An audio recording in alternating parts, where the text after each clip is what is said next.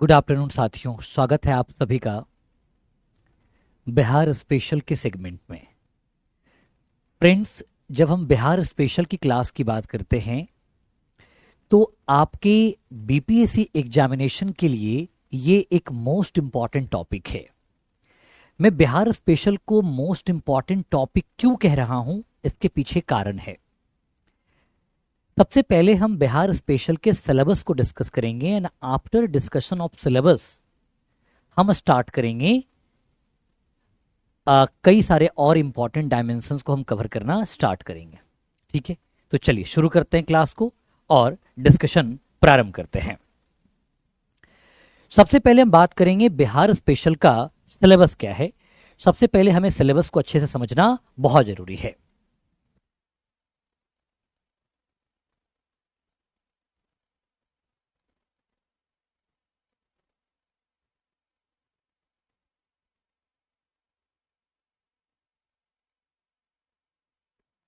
ठीक है, तो सबसे पहले हम समझेंगे सिलेबस को एंड सिलेबस के बाद हम बात स्टार्ट करेंगे अपने first topic introduction of Bihar की हम बात करने वाले हैं। तो सारे इंपॉर्टेंट पॉइंट्स को हम कवर करेंगे एक एक करके। सबसे पहले हम सिलेबस की बात करते हैं कि बिहार स्पेशल का जो सिलेबस है, इस सिलेबस का क्या इंपॉर्टेंस है। देखिए, सिलेबस के इंपॉर्टेंस को हम बात करते हैं। अब यहां पे गौर करो कि जब हम सिलेबस को समझते हैं तो क्या इंपॉर्टेंस है सिलेबस का।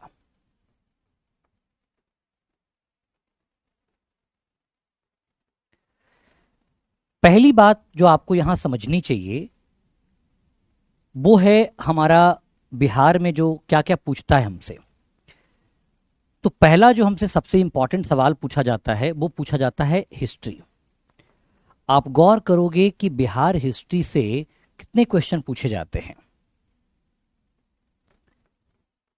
बिहार हिस्ट्री से टोटल क्वेश्चन जो आपको देखने को मिलेगा वो 8 to 10 क्वेश्चंस आपको देखने को मिलेंगे। 8 से 10 क्वेश्चन अगर हिस्ट्री से टोटल 30 सवाल पूछते हैं तो आपको 8 to 10 क्वेश्चन जो है वो अकेले कहां से पूछा जाता है, वो पूछा जाता है आपको बिहार हिस्ट्री से पूछा जाता है। ठीक है, देखो, अच्छा एक कंसर्न है कि सर हमारे पॉलिटी के अंतर्गत जो 3-4 क्लासेज हमारे पेंडिंग हैं वो भी मैं ही कवर कराऊंगा। ठीक है ना, वो भी आपको बहुत जल्द वो क्लासेज आपको देखने को मिलेंगी, वो भी मैं कवर कराऊंगा। ठीक है, ऐसा थोड़ी है कि जब शुरू मैंने किया है तो बीच रास्ते में हम उसको छोड़ देंगे। बिल्कुल नहीं छोड़ेंगे, हम उसे कंप्लीट करेंगे। ठीक है ना। बात करते हैं बिहार हिस्ट्री से टोटल क्वेश्चंस कितने पूछे जाएंगे। 8 to 10 क्वेश्चंस हमें पूछे जाएंगे। कितना? 8 to 10 क्वेश्चन पूछे जाएंगे। और यहां पे बिहार हिस्ट्री के 3 सेगमेंट है। एक है आपका एंशिएंट एंड मिडिवल।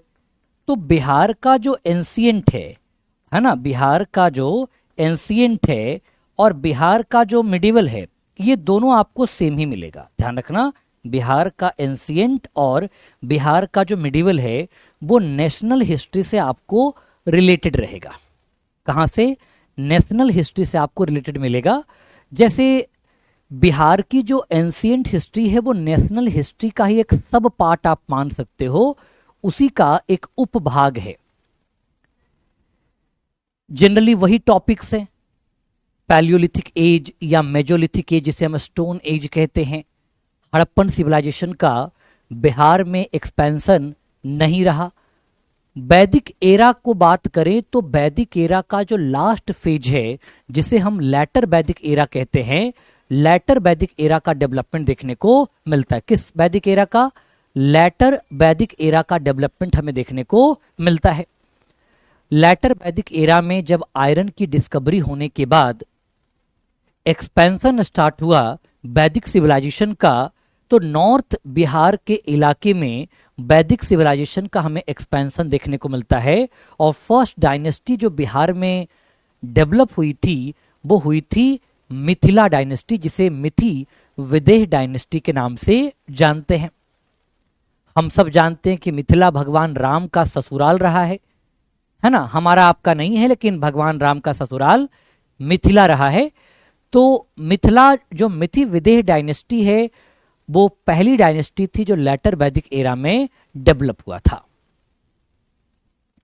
सेकेंड है मिडिवल हिस्ट्री। मिडिवल हिस्ट्री जब इंडिया में इस्लामिक एक्सपेंशन स्टार्ट हुआ और खास करके महमूद गोरी के रूलिंग पीरियड के दौरान इंडिया में आपको इस्लामिक एक्सपेंशन देखने को मिलता है, टेरिटोरियल एक्सपेंशन देखने को मिलता है।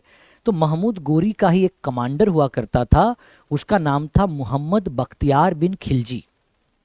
ही इन्वेडेड बिहार एंड बंगाल। बिहार में 1198 में इन्वेड किया, बंगाल को 1202 में इन्वेड किया और बिहार बंगाल को यूनिफाइड करके एडमिनिस्ट्रेटिव कैपिटल लखनौती में स्टैब्लिश किया था, जिसका ओल्ड नेम लक्ष्मणवती रहा था। और अभी अगर प्रेजेंट डे की बात करें, मॉडर्न टाइम की बात करें, तो उसे हम नाडिया डिस्ट्रिक्ट के नाम से जानते हैं, नाडिया या नदिया डिस्ट्रिक्ट के नाम से जानते हैं। उसी के द्वारा बिहार बंगाल में इस्लामिक एक्सपेंशन देखने को मिलता है। बिहार में जो भी एजुकेशनल सेंटर थे like Nalanda university residential university के तौर पर जाना जाता था, Vikramshila university and Odantapuri university और बहुत सारे महाविहार थे, बुद्धिस्ट महाविहार, उन सबको डिस्ट्रॉय कर दिया, जिसके कारण बुद्धिज्म बिहार के लैंड से माइग्रेट कर गया। We all know that Bihar is the land of Buddhism and Jainism, but after Islamic invasion Buddhism migrated from the land of Bihar और बिहार से ही बौद्ध धर्म गायब हो गया, जहां पे बौद्ध धर्म का इमर्जेंस हुआ था, जहां पे बौद्ध धर्म का डेवलपमेंट हुआ था। जब दिल्ली सल्तनत आया तो दिल्ली सल्तनत के साथ साथ बिहार में भी सल्तनत एरा का एक्सपेंशन रहा, मुगलों के अंतर्गत एक्सपेंशन देखने को मिलता है। और फिर जब ब्रिटिशर्स आते हैं तो ब्रिटिशर्स ने बंगाल को अपना सेंटर बनाया और कहा भी जाता है कि ब्रिटिशर्स के द्वारा बंगाल को सेंटर बनाकर पूरे इंडिया में मिलिट्री एक्सपेडिशन किया गया था और टेरिटोरियल एक्सपेंशन किया गया, ब्रिटिश एम्पायर को एस्टैब्लिश किया गया। बंगाल प्रेसिडेंसी के अंतर्गत बिहार भी आता था, यानी कि Bihar was part of the Bengal presidency, है ना। तो ये भी हम बात करेंगे। तो एंशिएंट जो मिडिवल है, जो आप नेशनल हिस्ट्री पढ़ते हो, उस नेशनल हिस्ट्री से आपको ये रिलेटेड देखने को मिलेगा, एंशिएंट और मिडिवल। इसके बाद दूसरा जो हमारा सेक्शन आता है वो आता है मॉडर्न हिस्ट्री। और मॉडर्न हिस्ट्री आपका बहुत इंपॉर्टेंट है। मैं क्यों कह रहा हूं, अगर आपको बिहार हिस्ट्री से 8 to 10 क्वेश्चन पूछे जाएंगे तो आपको मॉडर्न हिस्ट्री से 6 to 7 क्वेश्चन पूछा जाएगा, यानी कि काफी बड़ा एरिया है मॉडर्न हिस्ट्री का और 6 से 7 से ज्यादा क्वेश्चन भी पूछा जा सकता है। मिनिमम आपको 6 to 7 क्वेश्चंस आपको यहां से देखने को मिलेंगे हिस्ट्री पार्ट से। तो हिस्ट्री, बिहार की हिस्ट्री बहुत इंपॉर्टेंट है। इसके बाद जो दूसरा हमारा मोस्ट इंपॉर्टेंट एरिया है बिहार के अंतर्गत वो है ज्योग्राफी। जियोग्राफी, है ना। सेकेंड क्या है, ज्योग्राफी। ये मोस्ट इंपॉर्टेंट एरिया के तौर पर हमें देखने को मिलता। और ज्योग्राफी के अंतर्गत हमें क्या क्या पढ़ने को मिलेगा, अगर आप ज्योग्राफी के अंतर्गत बात करोगे तो यहां पर लगभग वही चीजें पढ़ेंगे हम लोग जो बेसिकली आप ज्योग्राफी में पढ़ते हो। जैसे जियो लोकेशन ऑफ बिहार पढ़ेंगे कि बिहार का ग्लोब पर लोकेशन कहाँ है, बिहार का लैटिट्यूडनल और लॉन्गिट्यूडनल एक्सटेंट क्या है, नॉर्थ टू साउथ और ईस्ट टू वेस्ट डिस्टेंस क्या है, बिहार की क्लाइमेटोलॉजी क्या है। अगर आप बिहार में रहते हो देन आपने 3 टाइप ऑफ सीजन को एक्सपीरियंस किया होगा। वैसे तो आप 4 टाइप ऑफ सीजन को एक्सपीरियंस करते हो। एक तो ऑटम सीजन होता है जो just after winter season start होता है, फरवरी के लास्ट आते आते या मिड मार्च में विंटर सेशन समाप्त हो जाता है और विंटर सेशन समाप्त होने के बाद, विंटर सीजन के बाद ऑटम सीजन स्टार्ट होता है, जो कि काफी स्प्रिंग सीजन जिसको हम कहते हैं, बेसिकली स्प्रिंग कहते हैं, और काफी ज्यादा मनोहर दृश्य होता है। मनोहर इन द सेंस ऑफ जिसको आप कह सकते हो कि बहुत ज्यादा जो क्लाइमेट है बहुत मॉडरेट क्लाइमेट रहती है, ना तो बहुत ज्यादा कोल्ड होता है और ना तो बहुत ज्यादा हीट होता है। एक मॉडरेट फेज आपको बिहार के क्लाइमेटोलॉजी में देखने को मिलेगा। Then you enjoy the things. तो एक तो ज्योग्राफी है, ज्योग्राफी यानी कि भूगोल हमें देखने को मिलता है। एक तो इंपॉर्टेंट बात ये भी है। इसके बाद आपको और क्या देखने को मिलेगा? आफ्टर ज्योग्राफी अगर हम बात करें तो आपको क्या देखने को मिलता है? इसके अंतर्गत अगर हम बात करें तो एक जो हमें देखने को मिलेगा वो बिहार की पॉलिटी देखने को मिलती है। क्या देखने को मिलती है? बिहार की पॉलिटी देखने को मिलता है। और बिहार पॉलिटी में आपको चीजें क्या क्या दिखेंगी? तो बिहार पॉलिटी कोई डिफरेंट पार्ट नहीं है। जो हमने नेशनल पॉलिटी पढ़ा, इंडियन पॉलिटी कवर किया, वही है। बस इसमें दो तीन चीजें हमें स्पेशल ध्यान रखना है। एक तो पॉलिटिकल हिस्ट्री ऑफ बिहार, ये इंपॉर्टेंट है। Political history of Bihar basically ये है कि बिहार को रिनेम कैसे किया गया। इसके अलावा बिहार का जो बाइफर्केशन हुआ, बिहार जो मॉडर्न टाइम में एग्जिस्टेंस देखने को मिलता है, वो कैसे कुछ हुआ, झारखंड के सेपरेट होने का क्या रीजन था, एंड ये सब यहाँ पे हम डिस्कस करेंगे। और दूसरा, हम बिहार में पॉलिटिकल डेवलपमेंट की बात करेंगे। फर्स्ट सीएम ऑफ बिहार कौन थे? फर्स्ट सीएम ऑफ बिहार क्या कौन थे? बिहार में इमरजेंसी कब कब लगाया गया, जिसको प्रेसिडेंट रूल कहते हैं, कॉन्स्टिट्यूशनल इमरजेंसी कहते हैं। तो वो बेसिकली हमें एक कीवर्ड को यहाँ पर याद करने की आवश्यकता है। एंड इसके बाद हमारा जो फोर्थ सेगमेंट आता है वो बेसिकली आता है इकोनॉमी। क्या आता है? इकोनॉमी। और अगर हम इकोनॉमी की बात करें, इकोनॉमी यानी कि जब हम अर्थव्यवस्था की बात करते हैं तो इकोनॉमी है क्या? इकोनॉमी, बिहार की इकोनॉमी काफ़ी इंपॉर्टेंट है। इकोनॉमी आपको काफ़ी ज़्यादा हेल्प करेगा। बिहार की इकोनॉमी जैसे आप गौर करोगे तो बिहार की इकोनॉमी कई सारे कॉन्टेक्स्ट में आपको हेल्प करता है। क्या करता है?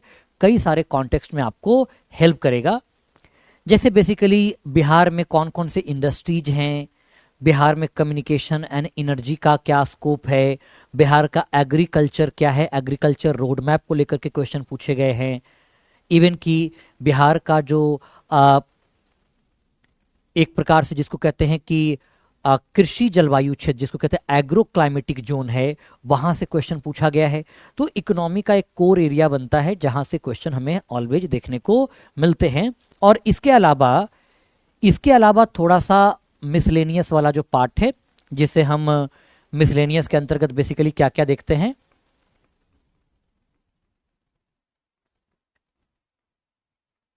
मिसलेनियस के अंतर्गत अगर हम देखें तो यहाँ पर हमें क्या क्या देखने को मिलता है, तो यहाँ पे हमें कई सारी चीजें देखने को मिलेगा मिसलेनियस के अंतर्गत। जैसे आप गौर करोगे तो एक तो हमें कल्चर देखने को मिलेगा, जिसके अंतर्गत थोड़ी सी हमें बातें जाननी है पटना कलम के डेवलपमेंट को लेकर के कि क्या रहा है। पीटी पॉइंट ऑफ व्यू से हम यहाँ पे डिस्कस करेंगे।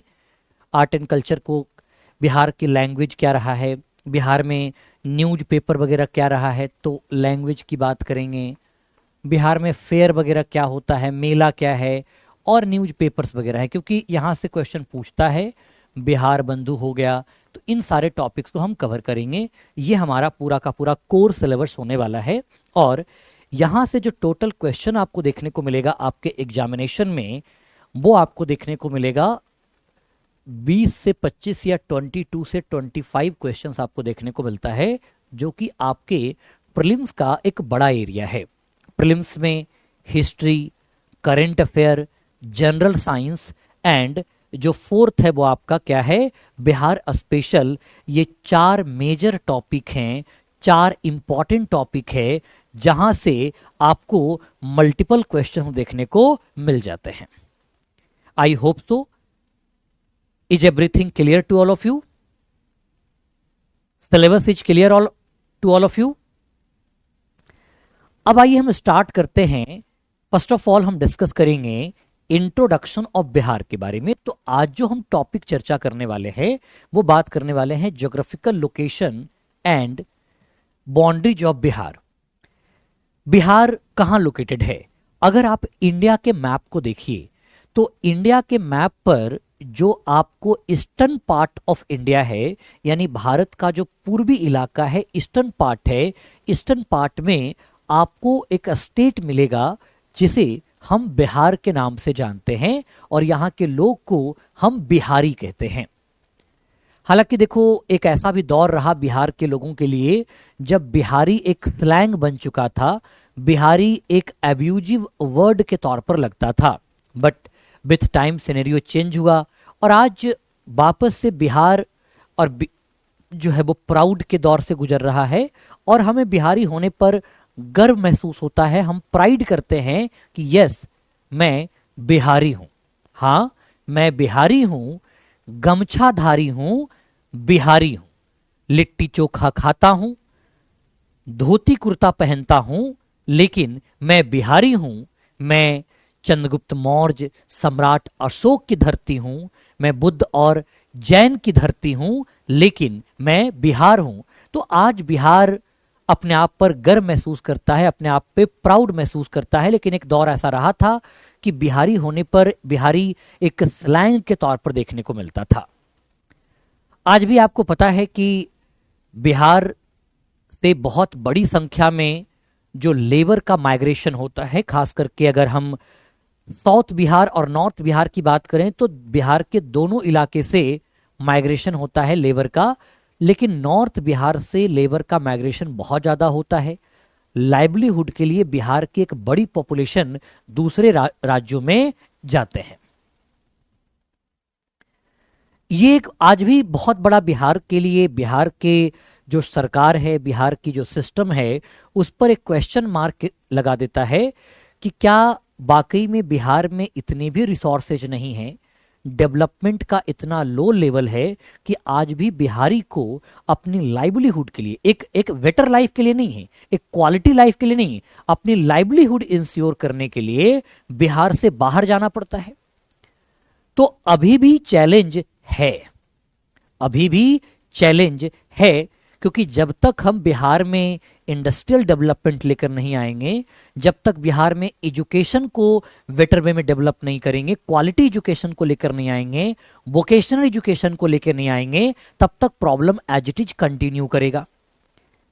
आज हमारे यहाँ एजुकेशन तो बढ़ा है, literacy level undoubtedly literacy level में ग्रोथ देखने को मिलता है, लिटरेसी लेवल में इंक्रीज देखने को मिलता। बट अगर लिटरेसी लेवल की बात करें तो क्या होता है, लिटरेसी लेवल, लिटरेसी के लिटरेट पर्सन की डेफिनेशन है कि अगर 7 और more than 7 years of age, 7 साल या 7 साल से अधिक उम्र का एक बच्चा जो है, अगर वो एक लैंग्वेज पढ़ता हो, एक लैंग्वेज वो समझता हो, तो वो क्या कर सकता है, एक लैंग्वेज पढ़ता हो, एक लैंग्वेज समझता हो, तो बेसिकली उसे आप गौर करोगे, उसे हम लिटरेट मानते हैं।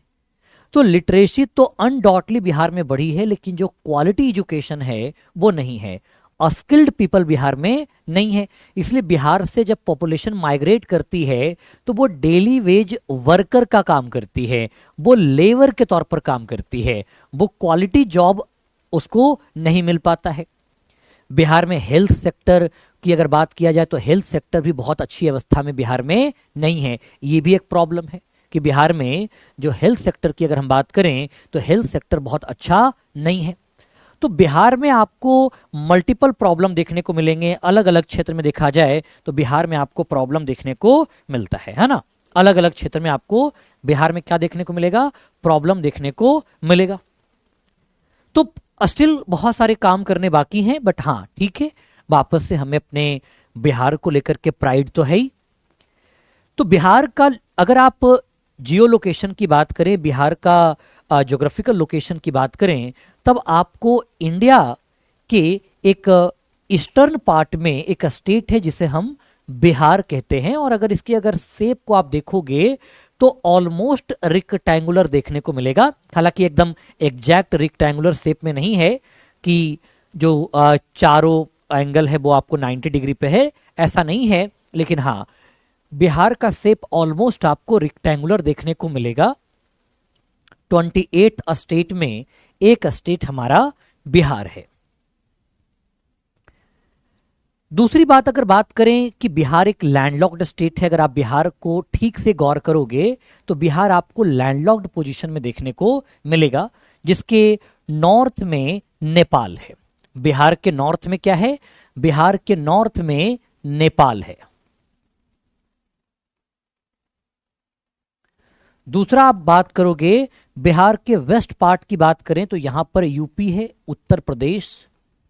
और बिहार के साउथ की अगर बात करें तो यहां पर झारखंड है। Jharkhand was part of Bihar before 15th of November 2000, but after 15th of November 2000 वो क्या हो गया? वो झारखंड बन गया। एंड इसके बाद अगर देखें तो वो है आपका वेस्ट बंगाल। एक क्या है आपका? वेस्ट बंगाल देखने को मिलता है। तो ये भी आपको ध्यान रखना है, क्या देखने को मिलता? वेस्ट बंगाल देखने को मिलता है।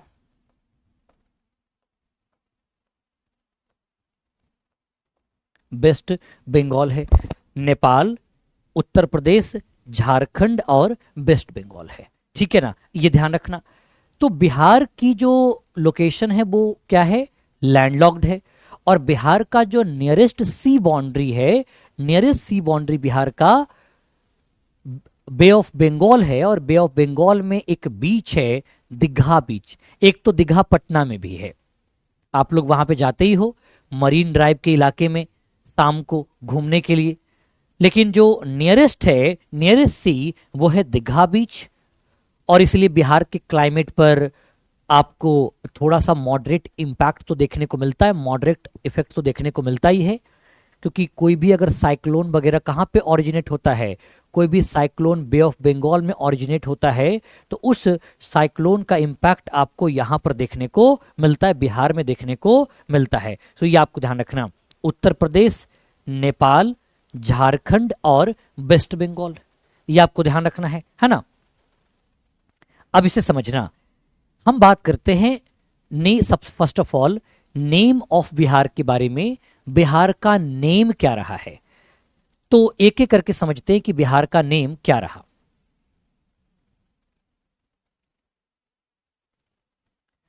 देखो, बिहार के नेम की अगर बात करें तो जब हम ऋग्वेद में बात करते हैं तो ऋग्वेद में बिहार को कीकट कहा जाता था।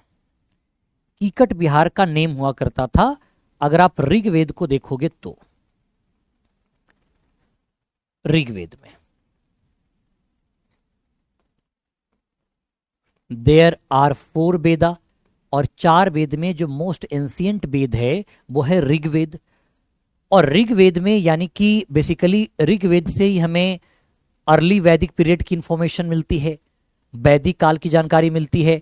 और वैदिक काल की बात करोगे तो वहां पे बिहार को कीकट कहा गया था। कीकट का मतलब होता है एक प्रकार से रिमोट एरिया, आउटसाइड एरिया, मतलब एक्सक्लूडेड एरिया आप उसको कह सकते हो, इन्फीरियर एरिया कह सकते हो। एक ऐसा क्षेत्र है जो काफी ज्यादा पिछड़ा हुआ है, बैकवर्ड एरिया है। जैसे आज हम देखते हैं कि जो ट्राइबल एरिया होता है, तो वैदिक एरा में जो ट्राइबल एरिया आप एक तरह से समझ सकते हो वो क्या था? आपका कीकट था। तो बिहार का जो नेम था वो बेसिकली ऋग्वेद में कीकट के तौर पर हमें देखने को मिलता है। कीकट का मतलब क्या होता है? कीकट का मीनिंग अगर देखें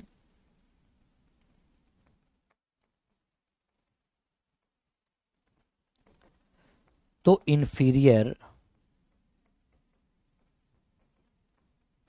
एरिया, या तो इसको आप कह सकते हो कि बैकवर्ड एरिया है। इंफीरियर एरिया, या तो इसको क्या कह सकते हैं? बैकवर्ड एरिया कह सकते हैं, पिछड़ा इलाका हम इसे कह सकते हैं। आगे चल करके जो दूसरा वेद हमारा रहा वो रहा अथर्ववेद। कौन सा वेद? अथर्ववेद। देखो, बिहार में जो वैदिक एक्सपेंशन हुआ, आप गौर करोगे कि बिहार में जो वैदिक एक्सपेंशन की हमें इंफॉर्मेशन मिलती है वो कहां से मिलती है? वैदिक एक्सपेंशन बिहार में वैदिक एक्सपेंशन की जानकारी यजुर्वेद से मिलती है। यजुर्वेद सेकेंड वेदा है। फर्स्ट वेद क्या है? फर्स्ट वेद ऋग्वेद है। ऋग्वेद में बेसिकली प्रेयर्स है, प्रार्थना के बारे में मेंशन किया गया है। जितने भी प्रेयर्स होते हैं आपको आपने पढ़ा होगा कि इसके अंतर्गत टोटल 10,580 मंत्र हैं और 1028 सूक्त है और एक सूक्त में ऑलमोस्ट 300 टू 400 श्लोक हैं और इसमें गॉड के लिए प्रेयर्स है, प्रार्थना है, स्तुति है, हाइम्स है। वो कहां देखने को मिलता है? ऋग्वेद में देखने को मिलता है। यजुर्वेद जो बेसिकली रिचुअलिस्टिक प्रैक्टिसेस की बात करते हैं, जो कस्टम प्रैक्टिसेस हैं, कस्टमरी जो प्रैक्टिसेस है, उनकी चर्चा कहां मिलती है? यजुर्वेद में मिलती है। और यजुर्वेद में ही यजुर्वेद का एक ब्राह्मण टेक्स्ट है, क्योंकि वेद को बेटर वे में अंडरस्टैंड करने के लिए, बहुत ही इजी मैनर में वेदों को समझने के लिए क्या किया गया? वेदों को इजी मैनर में समझने के लिए, वेदों को अच्छे तौर पर समझने के लिए आप देखोगे तो यहां पर एक ब्राह्मण बनाया गया और उसका एक ब्राह्मण है, उसका नाम है शतपथ ब्राह्मण। शतपथ ब्राह्मण। और जब हम शतपथ ब्राह्मण की बात करते हैं तो शतपथ ब्राह्मण क्या है, ध्यान रखना। शतपथ ब्राह्मण जो है वो बेसिकली आप यहां पे गौर करोगे, ये इसके जो राइटर हैं वो हैं याज्ञवल्क्य। इसके राइटर कौन हैं? इसके जो ऑथर हैं, ऑथर वो हैं याज्ञवल्क्य, ठीक है। और याज्ञवल्क्य को इंडिया में फादर ऑफ फिलॉसफी के नाम से जानते हैं। Yajnavalkya is known as father of philosophy in India. Bharat में जो फिलॉसफी के पिता हैं वो याज्ञवल्क्य को जाना जाता है।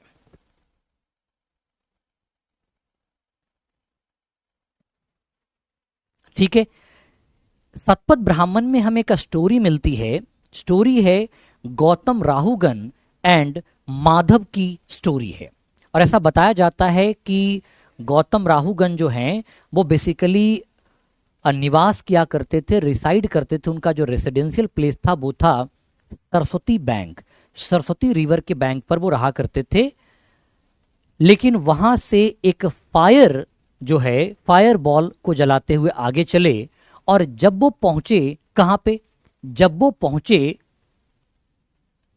गंडक नदी में तो वो आग बुझ गई और इस प्रकार से सरस्वती रिवर के बैंक से गंडक रिवर के बैंक तक सिविलाइजेशन का एक्सपेंशन हुआ।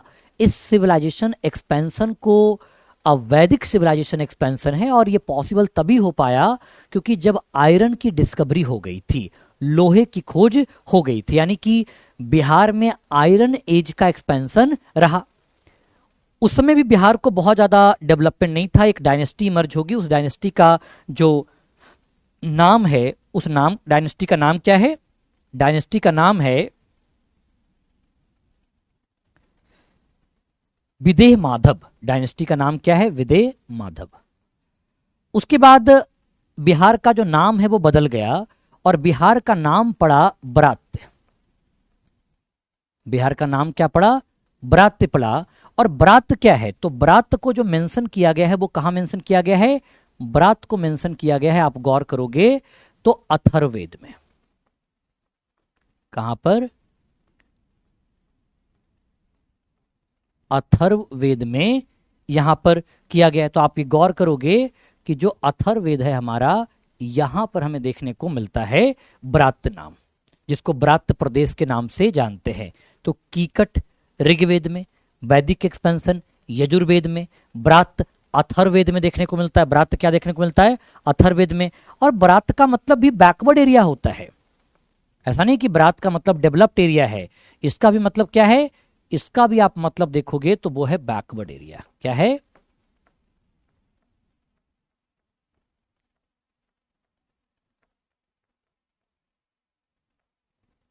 बैकवर्ड एरिया है, पिछड़ा क्षेत्र देखने को मिलता है। क्या देखने को मिलता? पिछड़ा क्षेत्र देखने को मिलता है। अब यहां के बाद अगर आप देखो तो फिर बिहार आता है सल्तनत पीरियड में, क्योंकि बिहार तो ऐसे ही रहा। आगे चल करके बिहार को मगध कहा गया, क्योंकि महाजनपद एरा में आप गौर करोगे बिहार मगध हो गया। बिहार क्या हो गया? बिहार को मगध नाम से जाना गया। ये कब का समय है?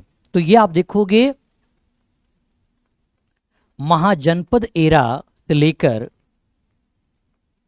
महाजनपदा क्या होता है? महाजनपद बेसिकली एक लार्ज टेरिटोरियल रूल स्टार्ट हुआ, बड़े भौगोलिक क्षेत्र में शासन स्टार्ट हुआ। You all are getting my point? विद्यार्थियों, सारी बात समझ पा रहे हो आप? ऐसा तो नहीं है कि मैं ही अपने आप को समझा रहा हूं, आपको बातें आप तक नहीं पहुंच पा रही। Are you getting my point or not? Is there any confusion, any questions, any doubt? तो प्लीज लेट मी नो। सवाल हो पूछ लेना है। महाजनपद एरा से लेकर के, देखो महाजनपद को हम डिस्कस करेंगे, उतनी ही बातें हम पढ़ेंगे जितनी हमें बिहार में पढ़नी चाहिए।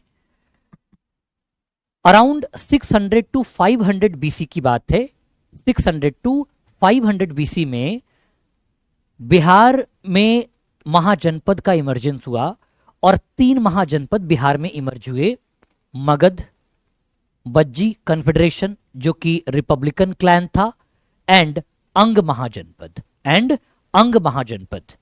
But among all 3 mahajanapada Magadh emerged victorious. Magad emerged as a powerful Mahajanpad. First of all, Magad ruler Bimbisar annexed Ang into the Magad and expanded their territorial area into the east. Ajatashatru the son of Bimbisara annexed Vajji confederation. तो पूरे बिहार में जो area बना वो मगध का बना, तो मगध है। तो महाजनपद एरा से लेकर के आप गुप्ता एरा तक अगर बात किया जाए तो बिहार जो है वो बेसिकली किस नाम से जाना गया? बिहार को जाना गया मगध के नाम से। बट आगे चलकर के आप देखोगे, आगे चलकर के आप देखोगे कि बिहार जब सल्तनत एरा आया तो बिहार का नाम बदल गया। सल्तनत मतलब जब मुस्लिम रूल आए, है ना। उसके बाद एक और बिहार का नाम पड़ा ओदंतपुरी। आज भी बिहार शरीफ जो है उसे ओदंतपुरी कहते हैं। यहीं पर गोपाल के द्वारा इस्टाब्लिश ओदंतपुरी यूनिवर्सिटी हुआ करती थी। गोपाल जो कि पाल डायनेस्टी का रूलर है, वहां पे क्या इस्टाब्लिश किया था? उसके द्वारा डायनेस्टी स्टैब्लिश किया था ओदंतपुरी, ठीक है ना। तो ओदंतपुरी का जो नाम हमें देखने को मिलता है, ये कब देखने को मिलता है?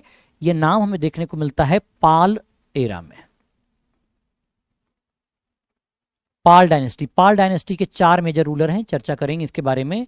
पाल एरा में ओदंतपुरी के नाम से जाना गया। आगे चलकर के आप देखोगे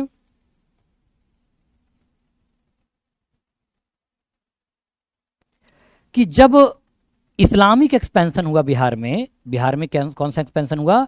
इस्लामिक एक्सपेंशन हुआ, तो बिहार का नाम बदल गया। इस्लामिक एक्सपेंशन हुआ तो बिहार का नाम बदल गया और बिहार को कहलाया अर्ज ए बिहार। अर्ज ए बिहार। अर्ज ए बिहार मीन्स व्हाट?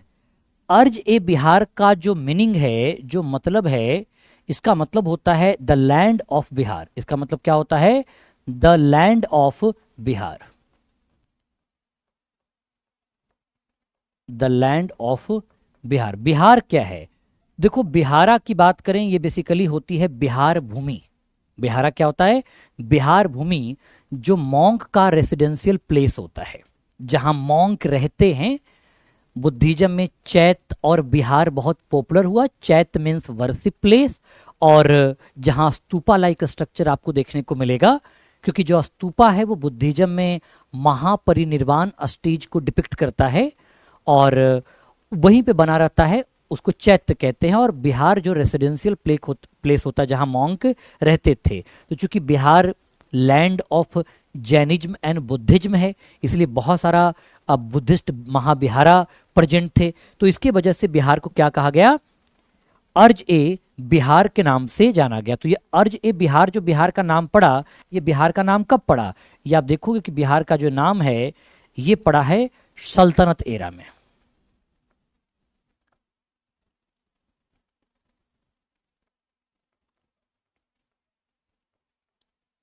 सल्तनत एरा में ये नाम पड़ा।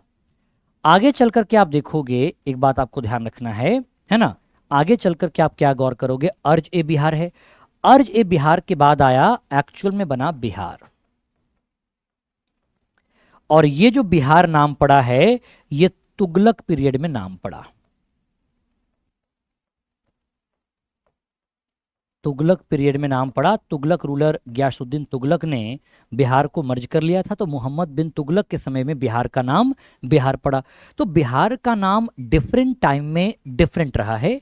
कीकट, वैदिक एक्सपेंशन बिहार में यजुर्वेद में हुआ, ब्रात्य, मगध, ओदंतपुरी, अर्ज ए बिहार एंड बिहार। तो ये बिहार का नेमिंग देखने को हमें मिलता है।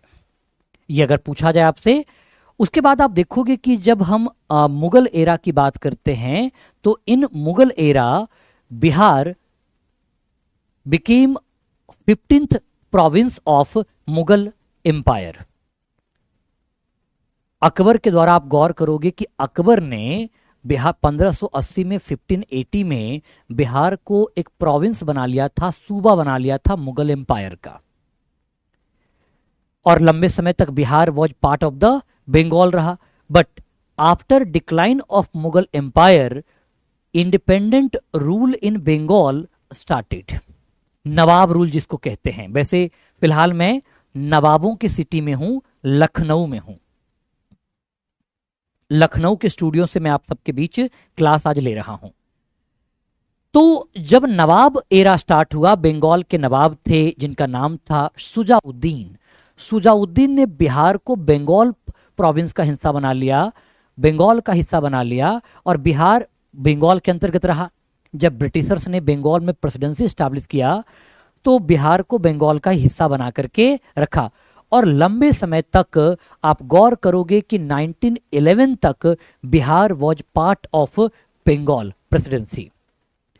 बट बिहारियों ने सेपरेट स्टेट के लिए मूवमेंट चलाया, और मूवमेंट के लीडर थे डॉक्टर सच्चिदानंद सिन्हा, जिन्हें फादर ऑफ बिहार के नाम से जानते हैं। There is a distinction. Maker of modern Bihar doctor Shri Krishna Singh हैं, जिन्हें हम बिहार केसरी कहते हैं, और फादर ऑफ मॉडर्न बिहार वो कौन है, डॉक्टर सच्चिदानंद सिन्हा हैं।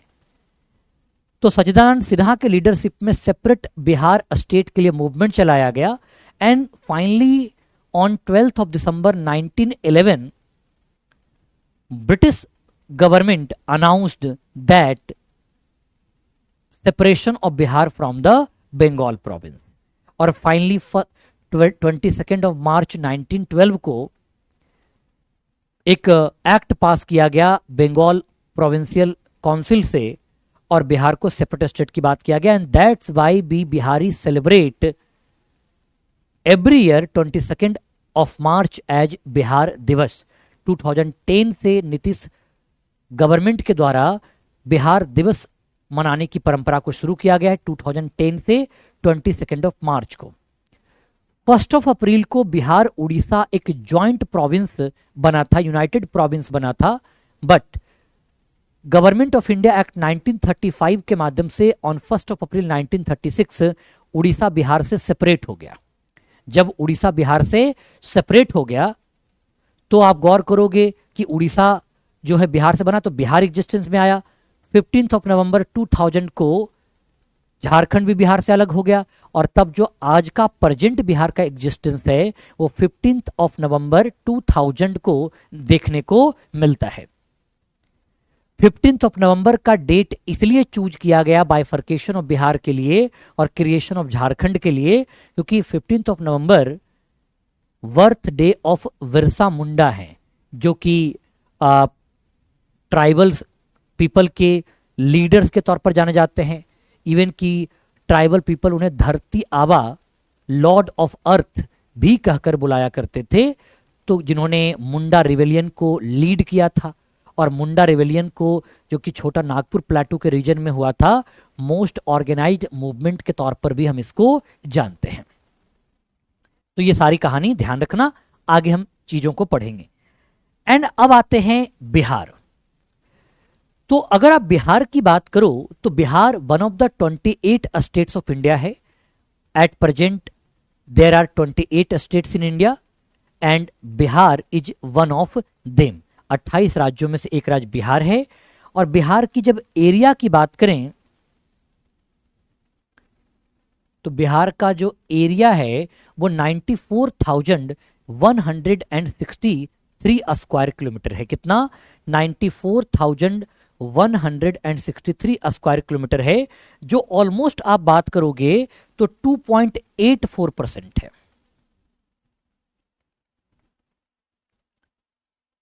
2.84% of total area of India. But interesting fact आपको बताता हूं, अगर पॉपुलेशन के कॉन्टेक्स्ट में बात किया जाए 2011 के सेंसस के अकॉर्डिंग बिहार की जो सेंसस है, बिहार की जो टोटल पॉपुलेशन है वो 10,49,452 है।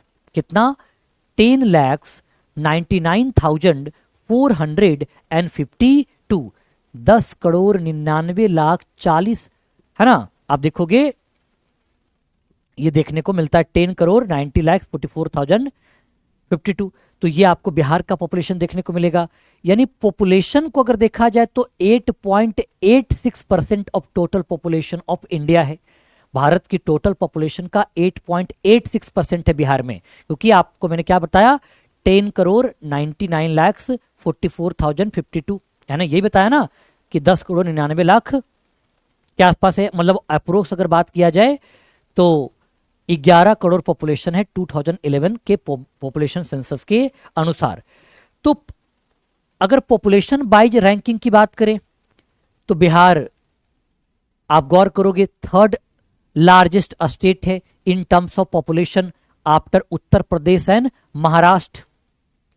बट अगर एरिया वाइज अगर बात किया जाए तो 12th नंबर पे आता है, क्योंकि 2.84% ही एरिया है बिहार के पास। और अगर टोटल अगर बात किया जाए तो 94,163 स्क्वायर किलोमीटर एरिया है। बिल्कुल ठीक कहा, 10,40,99,452 ये बिहार का अप्रोक्स 11 करोड़ बिहार की पॉपुलेशन देखने को मिलती है। अब बात करते हैं बिहार की लोकेशन के बारे में।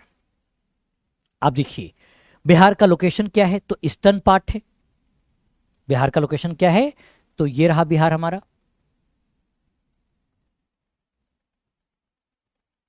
ये आपको देखने को मिलेगा बिहार। और बिहार अपनी बाउंड्री नॉर्थ में नेपाल के साथ शेयर करती है।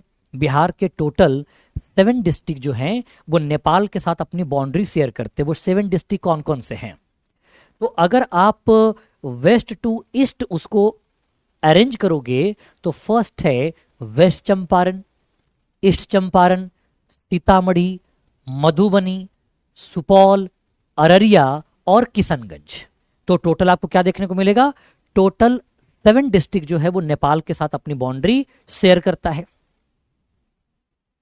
जिसमें जो लॉन्गेस्ट बाउंड्री है नेपाल के साथ वो है वेस्ट चंपारण डिस्ट्रिक्ट का। Even west Champaran district of Bihar area wise अगर देखा जाए तो लार्जेस्ट डिस्ट्रिक्ट ऑफ बिहार है। बिहार में एरिया वाइज जो सबसे बड़ा डिस्ट्रिक्ट है वो है आपका वेस्ट चंपारण। और वेस्ट चंपारण फेमस भी है, हम बात करेंगे उस पर। टोटल 8 डिस्ट्रिक्ट जो है वो आपका शेयर करता है उत्तर प्रदेश के साथ, और 8 डिस्ट्रिक्ट शेयर करता है झारखंड के साथ, और 3 डिस्ट्रिक्ट शेयर करता है वेस्ट बंगाल के साथ। लेकिन बिहार का कोई भी सी बाउंड्री नहीं है, कोस्टल स्टेट नहीं है, बल्कि एक लैंडलॉक्ड स्टेट देखने को मिलता है। और लैंडलॉक्ड होने के कारण आप जो कहते हो ना कि टफ क्लाइमेट, कॉन्टिनेंटल क्लाइमेट भी एक्सपीरियंस करते हो बिहार में। क्लाइमेट 2 प्रकार की होती है, एक होता है कॉन्टिनेंटल क्लाइमेट, एक होता है कोस्टल क्लाइमेट। कॉन्टिनेंटल क्लाइमेट आपको रिजिड क्लाइमेट मिलेगा, टफ क्लाइमेट मिलेगा, जहां पर मोर हीटिंग होगा और मोर कोल्डनेस होगा, यानी ठंड भी ज्यादा और गर्मी भी ज्यादा होगी। लेकिन जो कोस्टल क्लाइमेट होती है वो मॉडरेट क्लाइमेट होती है, वहां पे बैलेंस्ड होगा cold and hotness.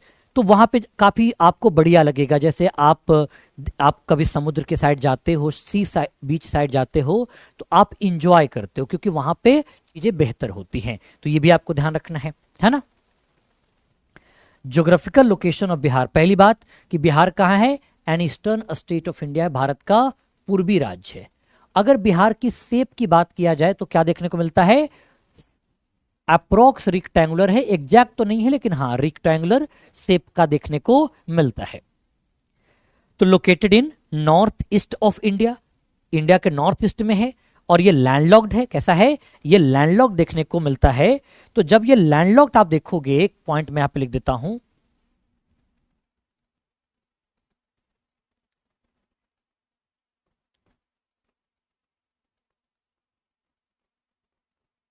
Landlocked state है।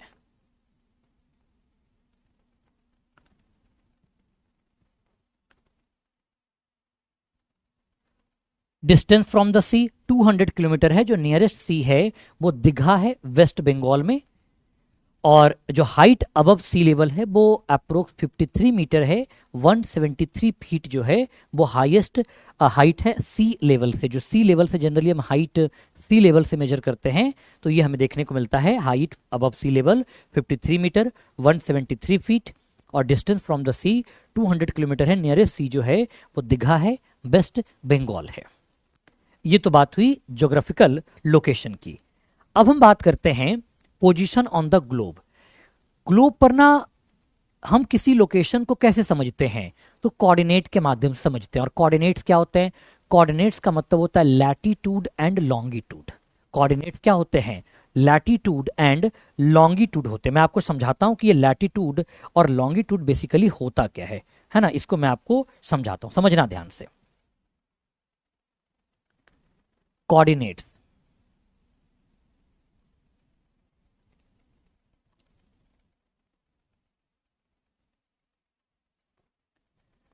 मेरी क्लास में आप लोग बोर तो नहीं हो जाते हो साथियों? क्योंकि मैं काफी धीरे बोलता हूं, तो ऐसा तो नहीं लगता ना कि बोर फील करते हो आप लोग? बताया करना, मन में बात नहीं रखना। तो दो चीजें आपको यहां पे देखने को मिलेंगी। एक आपको क्या देखने को मिलेगा? लैटिट्यूड। और एक क्या देखने को मिलेगा? लॉन्गिट्यूड।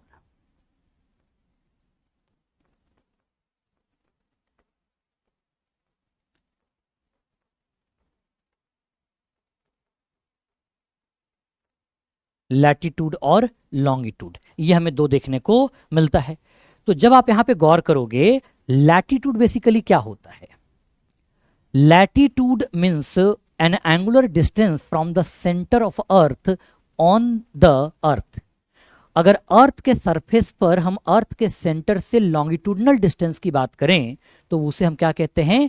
अक्षांश के नाम से जानते हैं। जैसे मैं आपको पिक्चर के माध्यम से समझाता हूं। अब कुछ हमारा अर्थ ऐसा है ना, कुछ ऐसा हमारा अर्थ देखने को मिलता है। ये रहा हमारा अर्थ, ठीक है ना? ये दो अर्थ में बना लेता हूं।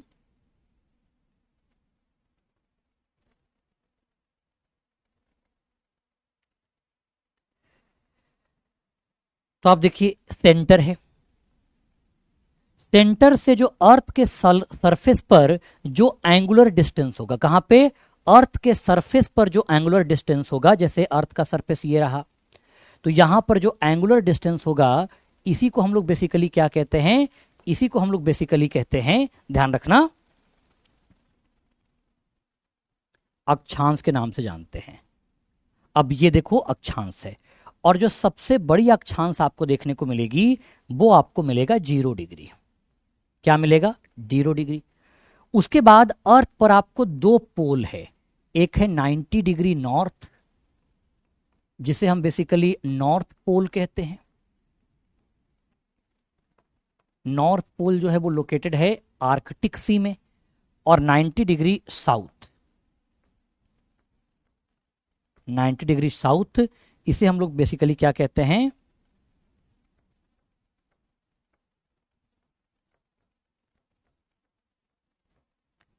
साउथ पोल के नाम से जानते हैं। किसके नाम से?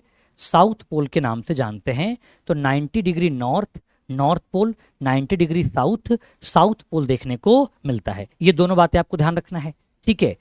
तो जब आप यहां पे गौर करोगे, समझना इस बात को कि जब आप इसे गौर करोगे 90 डिग्री नॉर्थ और 90 डिग्री साउथ को, तो ऑब्वियस सी बात है कि आप 1 2 3 4 5 तो ऐसे काउंट करोगे ना, कि जैसे 1 डिग्री लैटिट्यूड है, 2 डिग्री है, 3 डिग्री है, और इस प्रकार से 90 डिग्री तक जाएंगे। यहां भी आपको 90 डिग्री जाओगे तो आपको अर्थ के, जैसे मैं आपको बना के बताता हूं, ये कुछ ऐसे समझिए। अब ये पॉइंट मान लीजिए ये सेंटर ऑफ अर्थ है, ठीक है। अब ये जो डिस्टेंस है इसको जो हम लोग एंगुलर डिस्टेंस कहते हैं, इसी डिस्टेंस को हम लोग बेसिकली लैटिट्यूड के नाम से जानते हैं। तो latitude means what? Latitude means N angular distance on earth from angular distance from centre on the earth, उसे हम लैटिट्यूड के नाम से जानते हैं। तो लैटिट्यूड बेसिकली क्या बता रहा है? आप लैटिट्यूड को अगर गौर करोगे ठीक से तो ये आपको नॉर्थ टू साउथ डिस्टेंस बताएगा। क्या बताएगा? नॉर्थ टू साउथ डिस्टेंस आपको बताता है, क्योंकि इसका जो एक्सपेंशन आप देखोगे तो यही तो है, ऊपर नॉर्थ है और नीचे क्या है? साउथ है। तो नॉर्थ टू साउथ। और जो लैटिट्यूड होते हैं, latitudinal lines are parallel to each other. Latitude parallel होता क्योंकि एक अर्थ है, अर्थ के चारों ओर है। हाँ, ये जो सर्कल का शेप है, क्योंकि अर्थ तो क्या है? जियोड शेप है। जियोड शेप क्या होता है? जियोड शेप का मतलब होता है कि इक्वेटर पर बल्ज है, उभरा हुआ है, और पोल पर ये थोड़ा सा क्या हुआ है? धंसा हुआ है, सप्रेस्ड देखने को मिलता है। तो bulge and suppressed, bulge at equator and suppressed at pole. और ये जो इक्वेटर वगैरह लाइन है सब इमेजिनरी लाइन है। अर्थ पर सिस्टम को समझने के लिए हमने इस प्रकार से बांटा है। तो 0 डिग्री को हम लोग क्या कहते हैं? 0 डिग्री तो हम लोग कहते हैं इक्वेटर है, इसी को मेडिटेरेनियन लाइन भी कहते हैं। और लार्जेस्ट जो लॉन्गेस्ट लैटिट्यूडनल लाइन है वो भी हमारा इक्वेटर होता है। तो ये अर्थ को क्या करेगा? जैसे मान लो कि मैं इसको अर्थ मान लेता हूं तो इसको सर्कल सर्कल सर्कल देखने को मिलेगा। तो सर्कल का साइज सबसे बड़ा क्या मिलेगा? 0 डिग्री। और 0 डिग्री से जैसे जैसे हम ऊपर की ओर जाएंगे तो सर्कल का साइज छोटा होता जाएगा। लेकिन ये जो लैटिट्यूडनल लाइन है ये पैरेलल है। पैरेलल का मतलब होता है कि एक दूसरे को कभी भी इंटरसेक्ट नहीं करता। तो ये क्या बताता है? नॉर्थ टू साउथ डिस्टेंस को बताता है। इसी प्रकार से इसी को कई तरीके से बांट दिया। जैसे 23.5 डिग्री नॉर्थ लैटिट्यूड है, उसे हम ट्रॉपिक ऑफ कैंसर कहते हैं। 23.5 साउथ लैटिट्यूड है, उसे हम लोग ट्रॉपिक ऑफ कैप्रिकॉर्न कहते हैं। 66.5 नॉर्थ है तो उसे आर्कटिक सर्कल कहते हैं। 66.5 साउथ है तो उसे अंटार्कटिक सर्कल के नाम से जानते हैं। तो हमने कुछ इमेजिनरी लाइन ड्रॉ कर रखे हैं लैटिट्यूड के माध्यम से। उसी प्रकार से आप गौर करोगे कि एक है आपका 90 डिग्री नॉर्थ पोल और एक है 90 डिग्री साउथ पोल। तो 90 डिग्री नॉर्थ पोल और 90 डिग्री साउथ पोल को जो मिलाने वाली रेखा है, इस रेखा को बेसिकली हम लोग क्या कहते हैं? इस रेखा को आप गौर करोगे तो बेसिकली हम लोग कहते हैं, किस नाम से जानते हैं? इस रेखा को हम लोग लॉन्गिट्यूड के नाम से जानते हैं। तो यहां पे आप समझिएगा कि ये जो बेसिकली मैंने बनाया ये है लैटिट्यूडनल लाइन। लैटिट्यूडनल लाइन, और लैटिट्यूडनल लाइन पैरेलल है, पैरेलल टू ईच अदर, कभी एक दूसरे को इंटरसेक्ट नहीं करेगा। नॉर्थ टू साउथ डिस्टेंस बताएगा। और लॉन्गेस्ट इक्वेटर जो है, लॉन्गेस्ट लैटिट्यूडनल लाइन इक्वेटर है 0 डिग्री। और जैसे जैसे 0 डिग्री से हम नॉर्थ 90 डिग्री नॉर्थ और 90 डिग्री साउथ यानी कि नॉर्थ पोल या साउथ पोल की ओर जाएंगे तो ये जो इक्वेटर का सर्कल है, मतलब जो लैटिट्यूडनल लाइन का सर्कल है, वो क्या हो जाएगा? उसकी जो साइज है वो छोटी होती हुई चली जाती है। इसको क्या कहते हैं? लैटिट्यूडनल लाइन के नाम से जानते। अब उसी प्रकार से आप ये गौर करो तो ये है लॉन्गिट्यूडनल लाइन। ये क्या है? लॉन्गिट्यूडनल लाइन के नाम से जानते हैं। तो ये भी आपको ध्यान रखना। लॉन्गिट्यूडनल लाइन बेसिकली क्या कहता है? लॉन्गिट्यूडनल लाइन को आप बात करो कि नॉर्थ पोल और साउथ पोल को जो मिलाने वाली रेखा है, नॉर्थ पोल और साउथ पोल को जो मिलाने वाली रेखा है उसे हम क्या कहते हैं? उसे हम लॉन्गिट्यूडनल लाइन के नाम से जानते हैं। और आप देखोगे ये कहां इंटरसेक्ट करता है? तो ये पोल पर एक दूसरे को इंटरसेक्ट करता है। कहां पर? पोल पर एक दूसरे को इंटरसेक्ट करता, लेकिन लैटिट्यूडनल लाइन एक दूसरे को इंटरसेक्ट कभी नहीं करता है। तो आप गौर करोगे ये बेसिकली क्या बता रहा है? ये बता रहा है वेस्ट से ईस्ट, यानी कि ईस्ट से वेस्ट डिस्टेंस को बताता है। तो latitudinal line north to south distance को बताता है और longitudinal line west to east distance को बताता है। और साथ ही साथ एक और इंटरेस्टिंग बात देखोगे कि जो 0 डिग्री हमारा इक्वेटर है, इस 0 डिग्री पर जो डिस्टेंस है बिटवीन टू लॉन्गिट्यूडनल लाइन वो मैक्सिमम आपको देखने को मिलेगा। ये डिस्टेंस देखो मैक्सिमम है। But as we move from the equator to pole, इधर इन नॉर्थ पोल और साउथ पोल, जो distance between two longitudinal line है वो क्या होता है, कम होता जाता है। वैसे दो लाइन के बीच का डिस्टेंस 111 किलोमीटर होती है, चाहे दो लैटिट्यूडनल लाइन की बात करें या दो लॉन्गिट्यूडनल लाइन की बात करें। बट लैटिट्यूडनल लाइन के बीच का डिस्टेंस 111 किलोमीटर ऑलवेज सेम रहेगा, क्योंकि ये पैरेलल लाइन है। ये कैसा है, पैरेलल लाइन है, ये ऑलवेज एक ही जैसा रहेगा।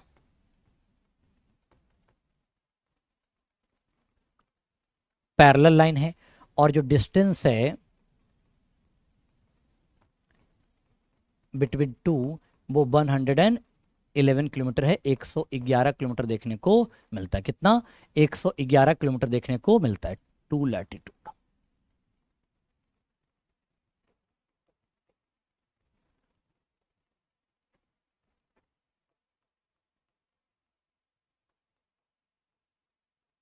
एक 111 किलोमीटर देखने को मिलता है डिस्टेंस बिटवीन टू लैटिट्यूड। ये आपको पैरेलल लाइन ध्यान रखना है। क्या याद रखना है, ये आपको पैरेलल लाइन याद रखना है, ये पैरेलल लाइन है।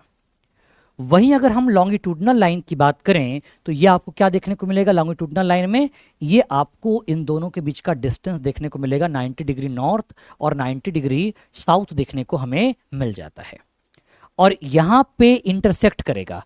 तो इसकी जो डिस्टेंस होती है वो जैसे ही आप इक्वेटर से किधर की ओर जाओगे, पोल की ओर जाओगे, कम होते हुए जाएगी। तो अब आपको समझ में आ गया होगा कि अर्थ पर किसी भी लोकेशन को हमें समझने के लिए लैटिट्यूड और लॉन्गिट्यूड की आवश्यकता पड़ती है, क्योंकि लैटिट्यूड हमें नॉर्थ टू साउथ डिस्टेंस को बताता है, जबकि लॉन्गिट्यूड हमें ईस्ट टू वेस्ट डिस्टेंस को बताता है।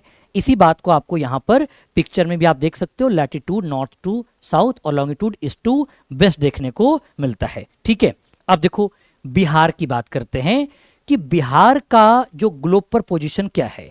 तो बिहार जो ग्लोब पर पोजीशन है वो है नदर्न एंड ईस्टर्न हेमिस्फीयर। अब ये नदर्न एंड ईस्टर्न हेमिस्फीयर क्या होता है, अब यहां देखो, ये जो आपने देखा इक्वेटर, तो ऊपर का जो पार्ट होगा, ऊपर का जो पार्ट होगा बेसिकली उसको हम लोग क्या कहेंगे, इसे हम कहेंगे north hemisphere. North hemisphere के नाम से जानते हैं। ये हो गया नॉर्थ हेमिस्फीयर। और जो नीचे का पार्ट है इसे हम बेसिकली क्या कहते हैं, इसे हम साउथ हेमिस्फीयर के नाम से जानते हैं।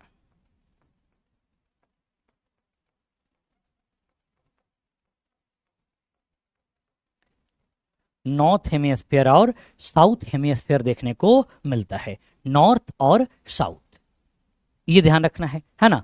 जबकि उसी प्रकार से आप देखिए कि 0 डिग्री आपका होगा, ये 0 डिग्री लॉन्गिट्यूड है, लॉन्गिट्यूड। तो ये क्या करेगा, 0 डिग्री की एक तरफ ईस्ट हेमिस्फीयर हो जाएगा,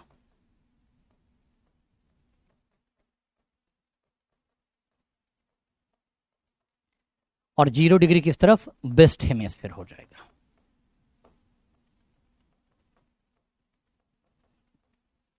वेस्ट हेमिस्फीयर हो जाएगा। ठीक है, अब यहां पे देखो, यही बात मैंने समझाया कि जो बिहार का लोकेशन है वो एक तो नदर्न हेमिस्फीयर में है और एक ईस्टर्न हेमिस्फीयर में है। तो बिहार कुछ, इंडिया अगर यहां पे लोकेटेड है, अगर इंडिया का लोकेशन आपको कुछ यहां पर ऐसा मिल जाएगा आपको, तो इसी में है क्या है, बिहार का लोकेशन देखने को मिलता, यानी कि नदर्न एंड ईस्टर्न हेमिस्फीयर में बिहार लोकेटेड है। ठीक है, लैटिट्यूडनल एक्सटेंट क्या है, तो लैटिट्यूडनल एक्सटेंट है 24 डिग्री 21 मिनट 10 सेकेंड। इसे सेक्साडेसिमल सिस्टम कहते हैं, और इसमें किसी भी डिस्टेंस को हम डिग्री, मिनट और सेकेंड में मेजर करते हैं। आप देखिए यहाँ पे 24 degree 21 minute 10 second, north latitude से 27 डिग्री 31 मिनट 15 सेकेंड है, जो अगर आप मेजर करोगे तो मोर देन 3 लैटिट्यूड है, 3 डिग्री से ज्यादा आपको देखने को मिलेगा। अगर मैं आपसे क्वेश्चन पूछता हूं कि क्या ट्रॉपिक ऑफ कैंसर जो कि 23.5 डिग्री नॉर्थ लैटिट्यूड है, बिहार से क्रॉस करती है। आप बताओ, 23.5 डिग्री नॉर्थ लैटिट्यूड जिसे ट्रॉपिक ऑफ कैंसर कहते हैं, क्या बिहार से क्रॉस करती है? आप देखोगे कि बिहार से क्रॉस नहीं करती है। क्यों? क्योंकि बिहार जो है, बिहार का जो लैटिट्यूड है वो 24 degree 21 minute 10 second north latitude से स्टार्ट होता है और 27 डिग्री 31 मिनट 15 सेकेंड तक रहता है। अगर वहीं बात किया जाए लॉन्गिट्यूडनल एक्सटेंट की, तो लॉन्गिट्यूडनल एक्सटेंट है 83 डिग्री 19 मिनट 50 सेकेंड ईस्ट से लेकर 88 degree 17 minute 40 second east longitude, जो कि 5 डिग्री से कम है, लेस देन 5 डिग्री देखने को मिलता है। तो अगर आप ये गौर कीजिएगा कि जो हमारा नॉर्थ टू साउथ है, जिसे हम बेसिकली लैटिट्यूडनल एक्सटेंट कह रहे थे,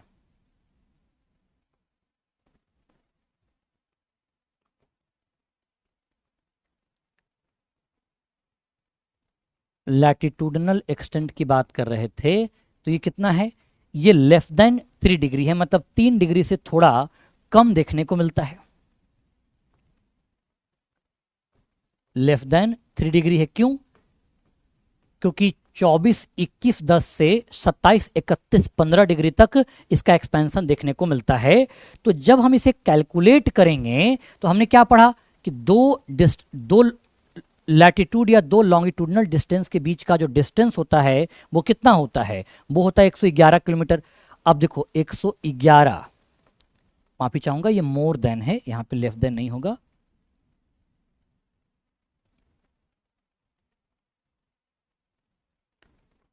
मोर देन 3 डिग्री है, 3 डिग्री से थोड़ा ज्यादा देखने को मिलता है। तो आप देखोगे 111 किलोमीटर है और 111 किलोमीटर को 3 डिग्री प्लस इससे आप करोगे तो ये निकाल के आएगा 345 किलोमीटर। तो ये जो डिस्टेंस है वो क्या है? ये नॉर्थ टू साउथ डिस्टेंस है। क्या है? ये north to south distance of Bihar है।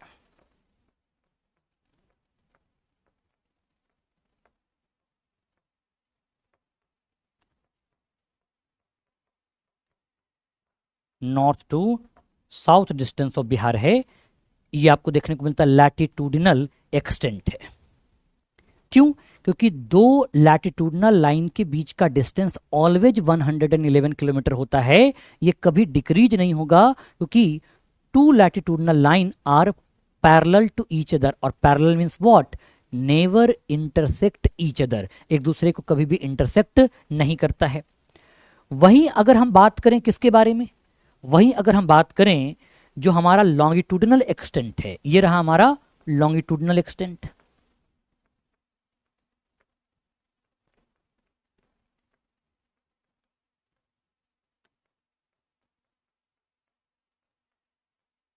लॉन्गिट्यूडनल एक्सटेंट की बात करते हैं, तो जब हम लॉन्गिट्यूडनल एक्सटेंट की चर्चा करते, ध्यान देना, जब हम लॉन्गिट्यूडनल एक्सटेंट की बात करते हैं तो यहां पर क्या गौर करोगे? लॉन्गिट्यूडनल एक्सटेंट में यहां पर गौर करोगे कि ये लेस देन 3 डिग्री है। कितना है? लेस देन 3 डिग्री देखने को मिलता है, लेस देन 3 डिग्री देखने को मिलता है। यह भी ध्यान रखना, longitudinal extent less than 3 degree. अब आप इसे कैलकुलेट करो, मतलब माफी चाहूंगा, लेस देन 5 डिग्री है, नॉट 3 डिग्री, 5 डिग्री है, क्योंकि 83 19 50 से 88 17 40 तक एक्सपेंडेड है। तो अगर आप इसे निकालोगे, इसे कैलकुलेट करोगे तो क्या निकलेगा? ऑब्वियस सी बात है कि दो डिस्टेंस तो 111 किलोमीटर होगा, लेकिन क्या ऑलवेज 111 रहेगा कि 111 से कम रहेगा? ऑलवेज बात है कि 111 से कम रहेगा। क्या रहेगा? 111 से कम होगा। क्यों?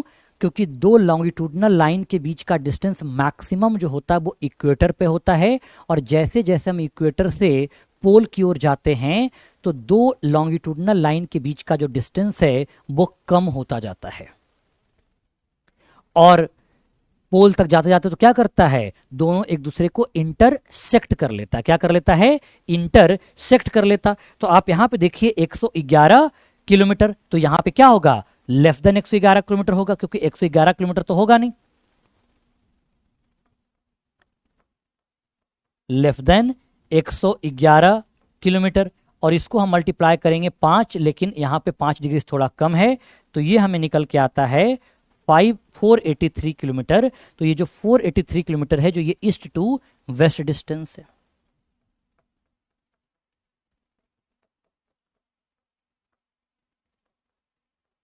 ये ईस्ट टू वेस्ट डिस्टेंस देखने को मिलता है, ये आपको ध्यान रखना है। कौन सा डिस्टेंस है? ईस्ट टू वेस्ट डिस्टेंस है। तो आपको ईस्ट से वेस्ट कितना मिलेगा? तो ईस्ट से जो वेस्ट का डिस्टेंस मिलता है वो हमें मिलता है, ध्यान रखना, 483 किलोमीटर, और नॉर्थ टू साउथ मिलता है जो 345 किलोमीटर मिलता है। कितना? 345 किलोमीटर मिलता। ये चीजें आपको समझनी है कि क्या कैसे होता है। चीजें समझ में आई कि बिहार का लैटिट्यूडनल एक्सटेंट क्या होगा और लॉन्गिट्यूडनल एक्सटेंट क्या होगा, उसके आधार पर कि बिहार का ग्लोब पर पोजीशन क्या है। तो बिहार जो है नदर्न एंड ईस्टर्न हेमिस्फीयर में लोकेटेड है। इंडिया भी नदर्न एंड ईस्टर्न हेमिस्फीयर में ही लोकेटेड देखने को मिलता है, और इस प्रकार से हम बिहार का ग्लोब पर पोजीशन देख लेते हैं। इसके बाद हम समझते हैं कि कुछ पॉइंट, अब जैसे बिहार को देखो, तो बिहार कहां लोकेटेड है? एक मैप मैं आपको दिखाता हूं, इस मैप को देखिए। यह है 23.5 डिग्री,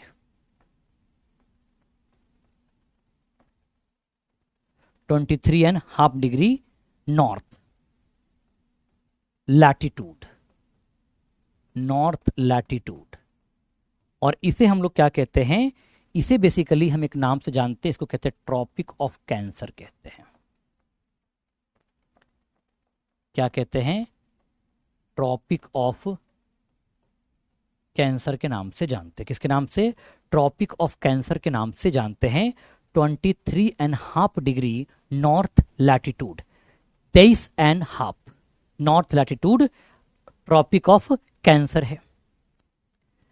और ये जो आपको दिख रहा होगा, ये जो रेखा, ये रेखा जो है बेसिकली ध्यान रखना, ये है 82.5, और ये है ईस्ट लॉन्गिट्यूड, ईस्ट लॉन्गिट्यूड, और ये है Indian standard time, IST, Indian standard time line देखने को मिलता है। इंडियन स्टैंडर्ड टाइम लाइन देखने को मिलता है यहां से। और अगर आप बिहार को देखिए तो आपको खुद आइडिया लग जाएगा कि क्या जो इंटरनेशनल जो इंडियन टाइम लाइन है, इसे क्या कहते हैं? IST का मतलब Indian standard time line. Bharat की जो मानक समय तय किया गया है, स्टैंडर्ड टाइम फिक्स किया जाता है, वो 82.5 डिग्री ईस्ट लॉन्गिट्यूड के साथ फिक्स किया गया है। तो अगर आप खुद ही निकाल कर देखोगे तो आपको पता चलेगा कि जो इंटायर बिहार है वो लोकेटेड है, जो सिचुएटेड है north to tropic of cancer, यानी ट्रॉपिक ऑफ कैंसर के नॉर्थ में सिचुएटेड देखने को मिलता है। और अगर हम इंडियन स्टैंडर्ड टाइम की बात करें तो इंडियन स्टैंडर्ड टाइम के ईस्ट में देखने को मिलता है। क्लियरली आपको यहां पर विजुअल होगा। तो बिहार से ना तो इंडियन स्टैंडर्ड टाइमलाइन क्रॉस करती है और ना तो ट्रॉपिक ऑफ कैंसर बिहार से क्रॉस करता है। इन दोनों में से कोई बिहार से क्रॉस करता हुआ आपको देखने को नहीं मिलेगा। ठीक है ना? ये क्लियर आपको होना चाहिए, यहां से दोनों क्रॉस नहीं करेगा। मैं आपको थोड़ा सा पिक्चर बना करके चीजें और अच्छे से समझाता हूं। ये अर्थ है, ठीक है? तो अर्थ को समझने के लिए हमने इसे कई प्रकार से क्या कर रखा है? डिवाइड कर रखा है। कुछ इमेजिनरी लाइन खींच रखी है, जैसे 0 डिग्री हमने खींच रखी है, 23.5 खींच रखी है, 66.5 खींच रखी है, पोल है। इस प्रकार से हमने क्या किया है? बहुत सारी इमेजिनरी लाइन ड्रॉ करके रखी। इसको इमेजिनरी लाइन कहते हैं, काल्पनिक रेखा कहते हैं। इसमें इसका रियलिटी से कोई लेना देना नहीं है। यह है 90 डिग्री नॉर्थ, यह है आपका 66.5, ये 23.5, 0 डिग्री, 23.5 साउथ है, ये नॉर्थ है, 66 एंड हाफ साउथ है और ये है 90 डिग्री साउथ। अब सबके अलग अलग नाम हैं, जैसे ये है नॉर्थ पोल जो कि आर्कटिक ओशियन में लोकेटेड देखने को मिलेगा, नॉर्थ पोल। एंड 66.5 जो है ये है बेसिकली, इसे हम कहते हैं आर्कटिक सर्कल। देखो मैं आपको ज्योग्राफी नहीं पढ़ा रहा हूं, मैं आपको एक बेटर अंडरस्टैंडिंग दे रहा हूं ताकि आप चीजों को रिलेट करके पढ़ सको। मेरा काम यही है बिहार स्पेशल में कि मैं आपके इंडियन ज्योग्राफी, वर्ल्ड ज्योग्राफी के साथ आपके बिहार की ज्योग्राफी को रिलेट करके पढ़ा दूं।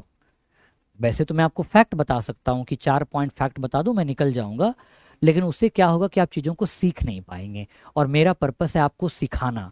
कॉन्सेप्चुअल क्लैरिटी बहुत ज़रूरी है, चीज़ें रटने का विषय नहीं होता है। बहुत बार आपको वो लोग कहेंगे कि आप रट लो, नहीं, रटना नहीं है, कोई भी सब्जेक्ट को रटना नहीं होता, क्योंकि रटोगे ना तो वो लॉन्ग टर्म तक आप रिकॉल करके नहीं रख पाओगे। हाँ, अगर आप समझोगे तो आप उसे लॉन्ग टर्म तक रिकॉल कर पाओगे और फिर चीज़ें जो हैं वो बहुत आसान रहेगी आपके लिए, बहुत बढ़िया तरीके से आप उसको क्या कर पाओगे, समझ पाओगे।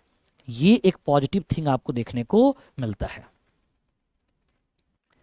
तो आपको क्या करना है, रटना नहीं है।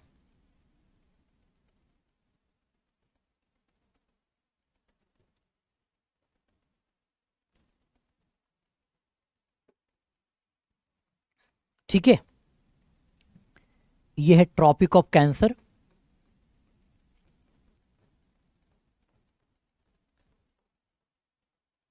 ये आपको देखने को मिलेगा, ये है इक्वेटर। इक्वेटर, ये भी है tropic of cancer. Tropic of Capricorn, मकर रेखा कहते हैं। अंटार्कटिक सर्किल,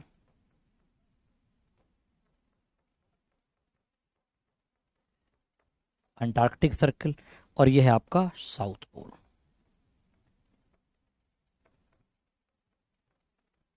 यह आपका साउथ पोल देखने को मिलता है।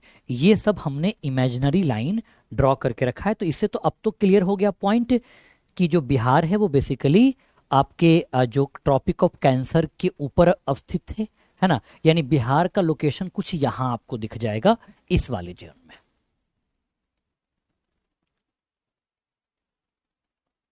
ये आपका बिहार इस वाले जोन में, क्षेत्र में दिखेगा आपको यहां पे। ऑब्वियस सी बात है कि ये वो क्षेत्र है जहां पर सन की जो रेज होती है थोड़ी स्लैंट पड़ती है। तो ऑब्वियस सी बात है कि वहां पे जो सोलर इंसोलेशन है वो 0 से 23.5 डिग्री वाले रीजन से तो कम ही मिलेगा। इसलिए आप देखोगे कि साउथ इंडिया में वहां पे एक ही सीजन ज्यादातर होता है, गर्मी रीजन, वो नियर बाई इक्वेटर है। तो इक्वेटर के नजदीक होने के कारण वहां पे सोलर इंसोलेशन ज्यादा होता है, एक ही सीजन एक्सपीरियंस करेंगे। लेकिन बिहार में आपको 3-4 सीजन एक्सपीरियंस करते हो, just because of the location. Location का बहुत इंपॉर्टेंस है ना। क्लाइमेटोलॉजी में आप चीजों को और क्रिस्टल क्लियर वे में समझोगे।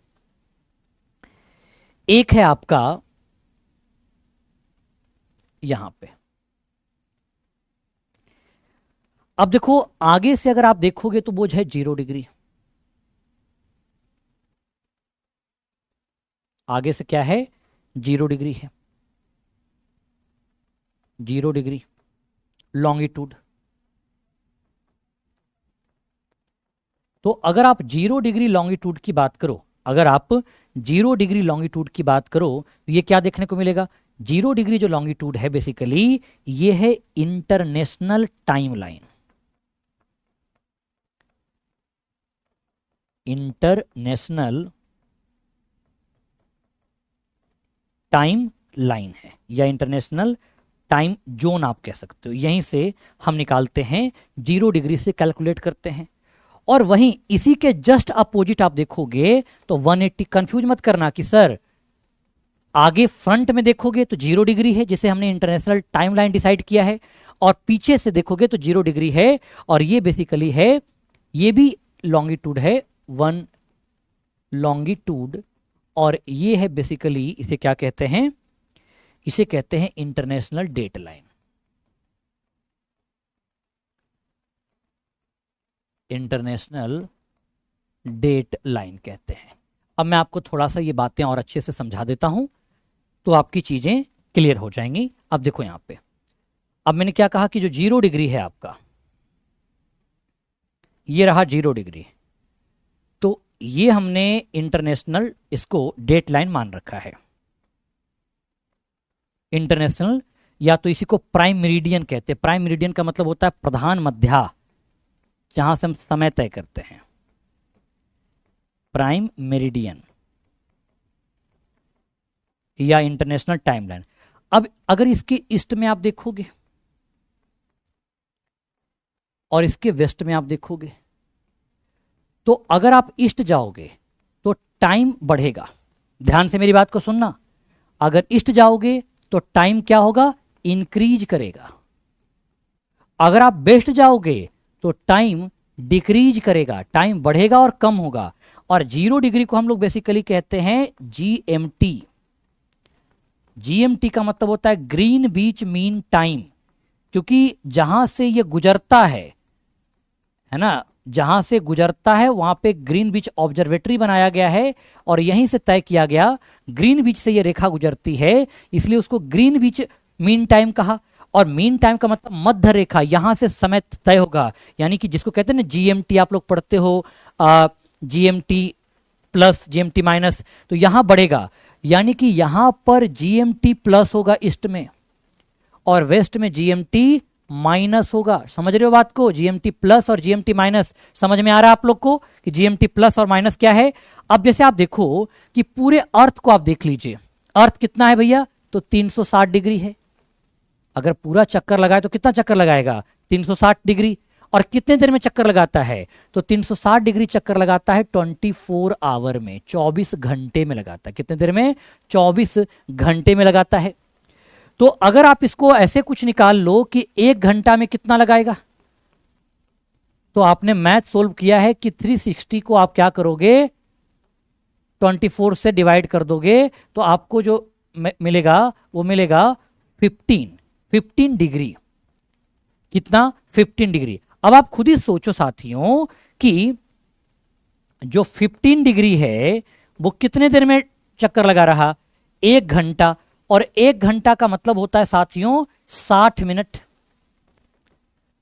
तो 1 डिग्री कितने देर में चक्कर लगाएगा, तो इतना तो बुद्धिमान आप हो ही, 60 को डिवाइड करोगे 15 से तो कितना हो जाएगा, 4 मिनट।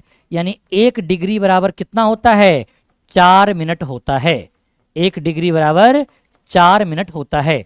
तो यहां पर तो जीएमटी 00 होगा, यानी यहां पर देखोगे 0:0 यानी कि घंटा और जो मिनट होगा यहां पे सब क्या होगा, 00 होगा। लेकिन जैसे जैसे यहां से आगे बढ़ते जाएंगे जीएमटी प्लस होता जाएगा, यहां से जाएंगे तो जीएमटी माइनस होते जाएगा। अब इंडिया को देखो, इंडिया की जब बात करते हैं, इंडिया का जो टाइम है वो क्या है, यहां का जो इंडियन स्टैंडर्ड टाइम है, एक ही समय रेखा है भारत के पास, इंडियन स्टैंडर्ड टाइम लाइन, तो ये तो है 82 degree and half, 82 degree and half ये है। अब इसको आप कैलकुलेट कर लो, तो इसको कैलकुलेट करोगे 82 4 से प्लस 1/2 को भी 4 से करोगे कि 1 डिग्री बराबर कितना होता है, तो ये आपको आएगा 330 मिनट। और 330 मिनट को जब आप कन्वर्ट करोगे आवर में तो ये आपको मिलेगा 5.5 घंटा। और इसीलिए आपने गौर किया होगा कि इंडिया का जो टाइम लाइन होता है वो क्या लिखा रहता है, जीएमटी प्लस 530 आवर लिखा रहता है। इस प्रकार से कैलकुलेट, अब आप कहीं का टाइम कैलकुलेट कर सकते हो अगर ये फॉर्मूला याद है कि 1 डिग्री में कितना टर्न होता है और कितना टर्न नहीं होता। इसको याद रखना बहुत आसान है। अगर ये छोटी छोटी बातें आपने याद रखा है तो समझ लो कि आपने सारी बातों को याद रखा। ईच एंड एवरी पॉइंट आपको क्रिस्टल क्लियर है, कोई भी पॉइंट आपको समझने में मेहनत करना नहीं पड़ेगा। ठीक है, is it clear to all of you? Is there any question?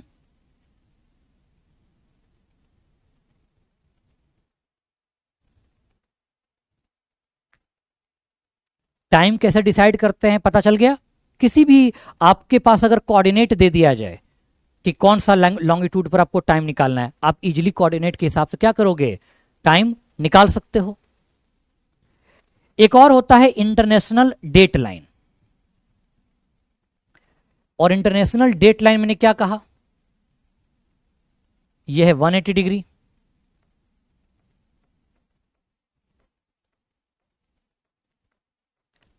Longitude,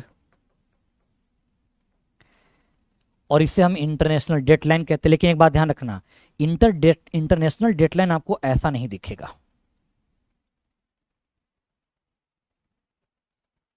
international dateline ऐसा नहीं दिखेगा, कुछ ऐसा दिखेगा।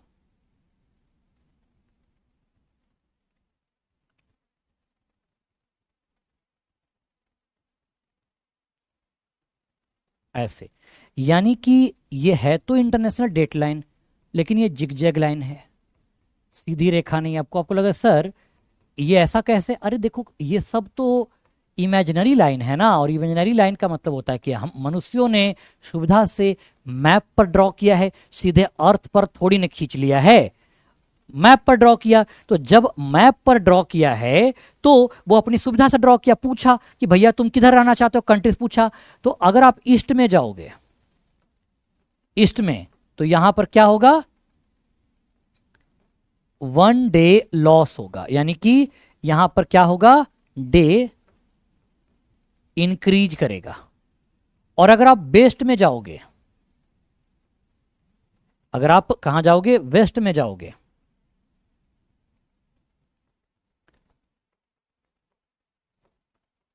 तो यहां पर डे जो होगा वो क्या होता है, यहां पर डे डिक्रीज करता, वहां पे डे इंक्रीज करेगा, यहां पे डे डिक्रीज करेगा, ये अंतर है।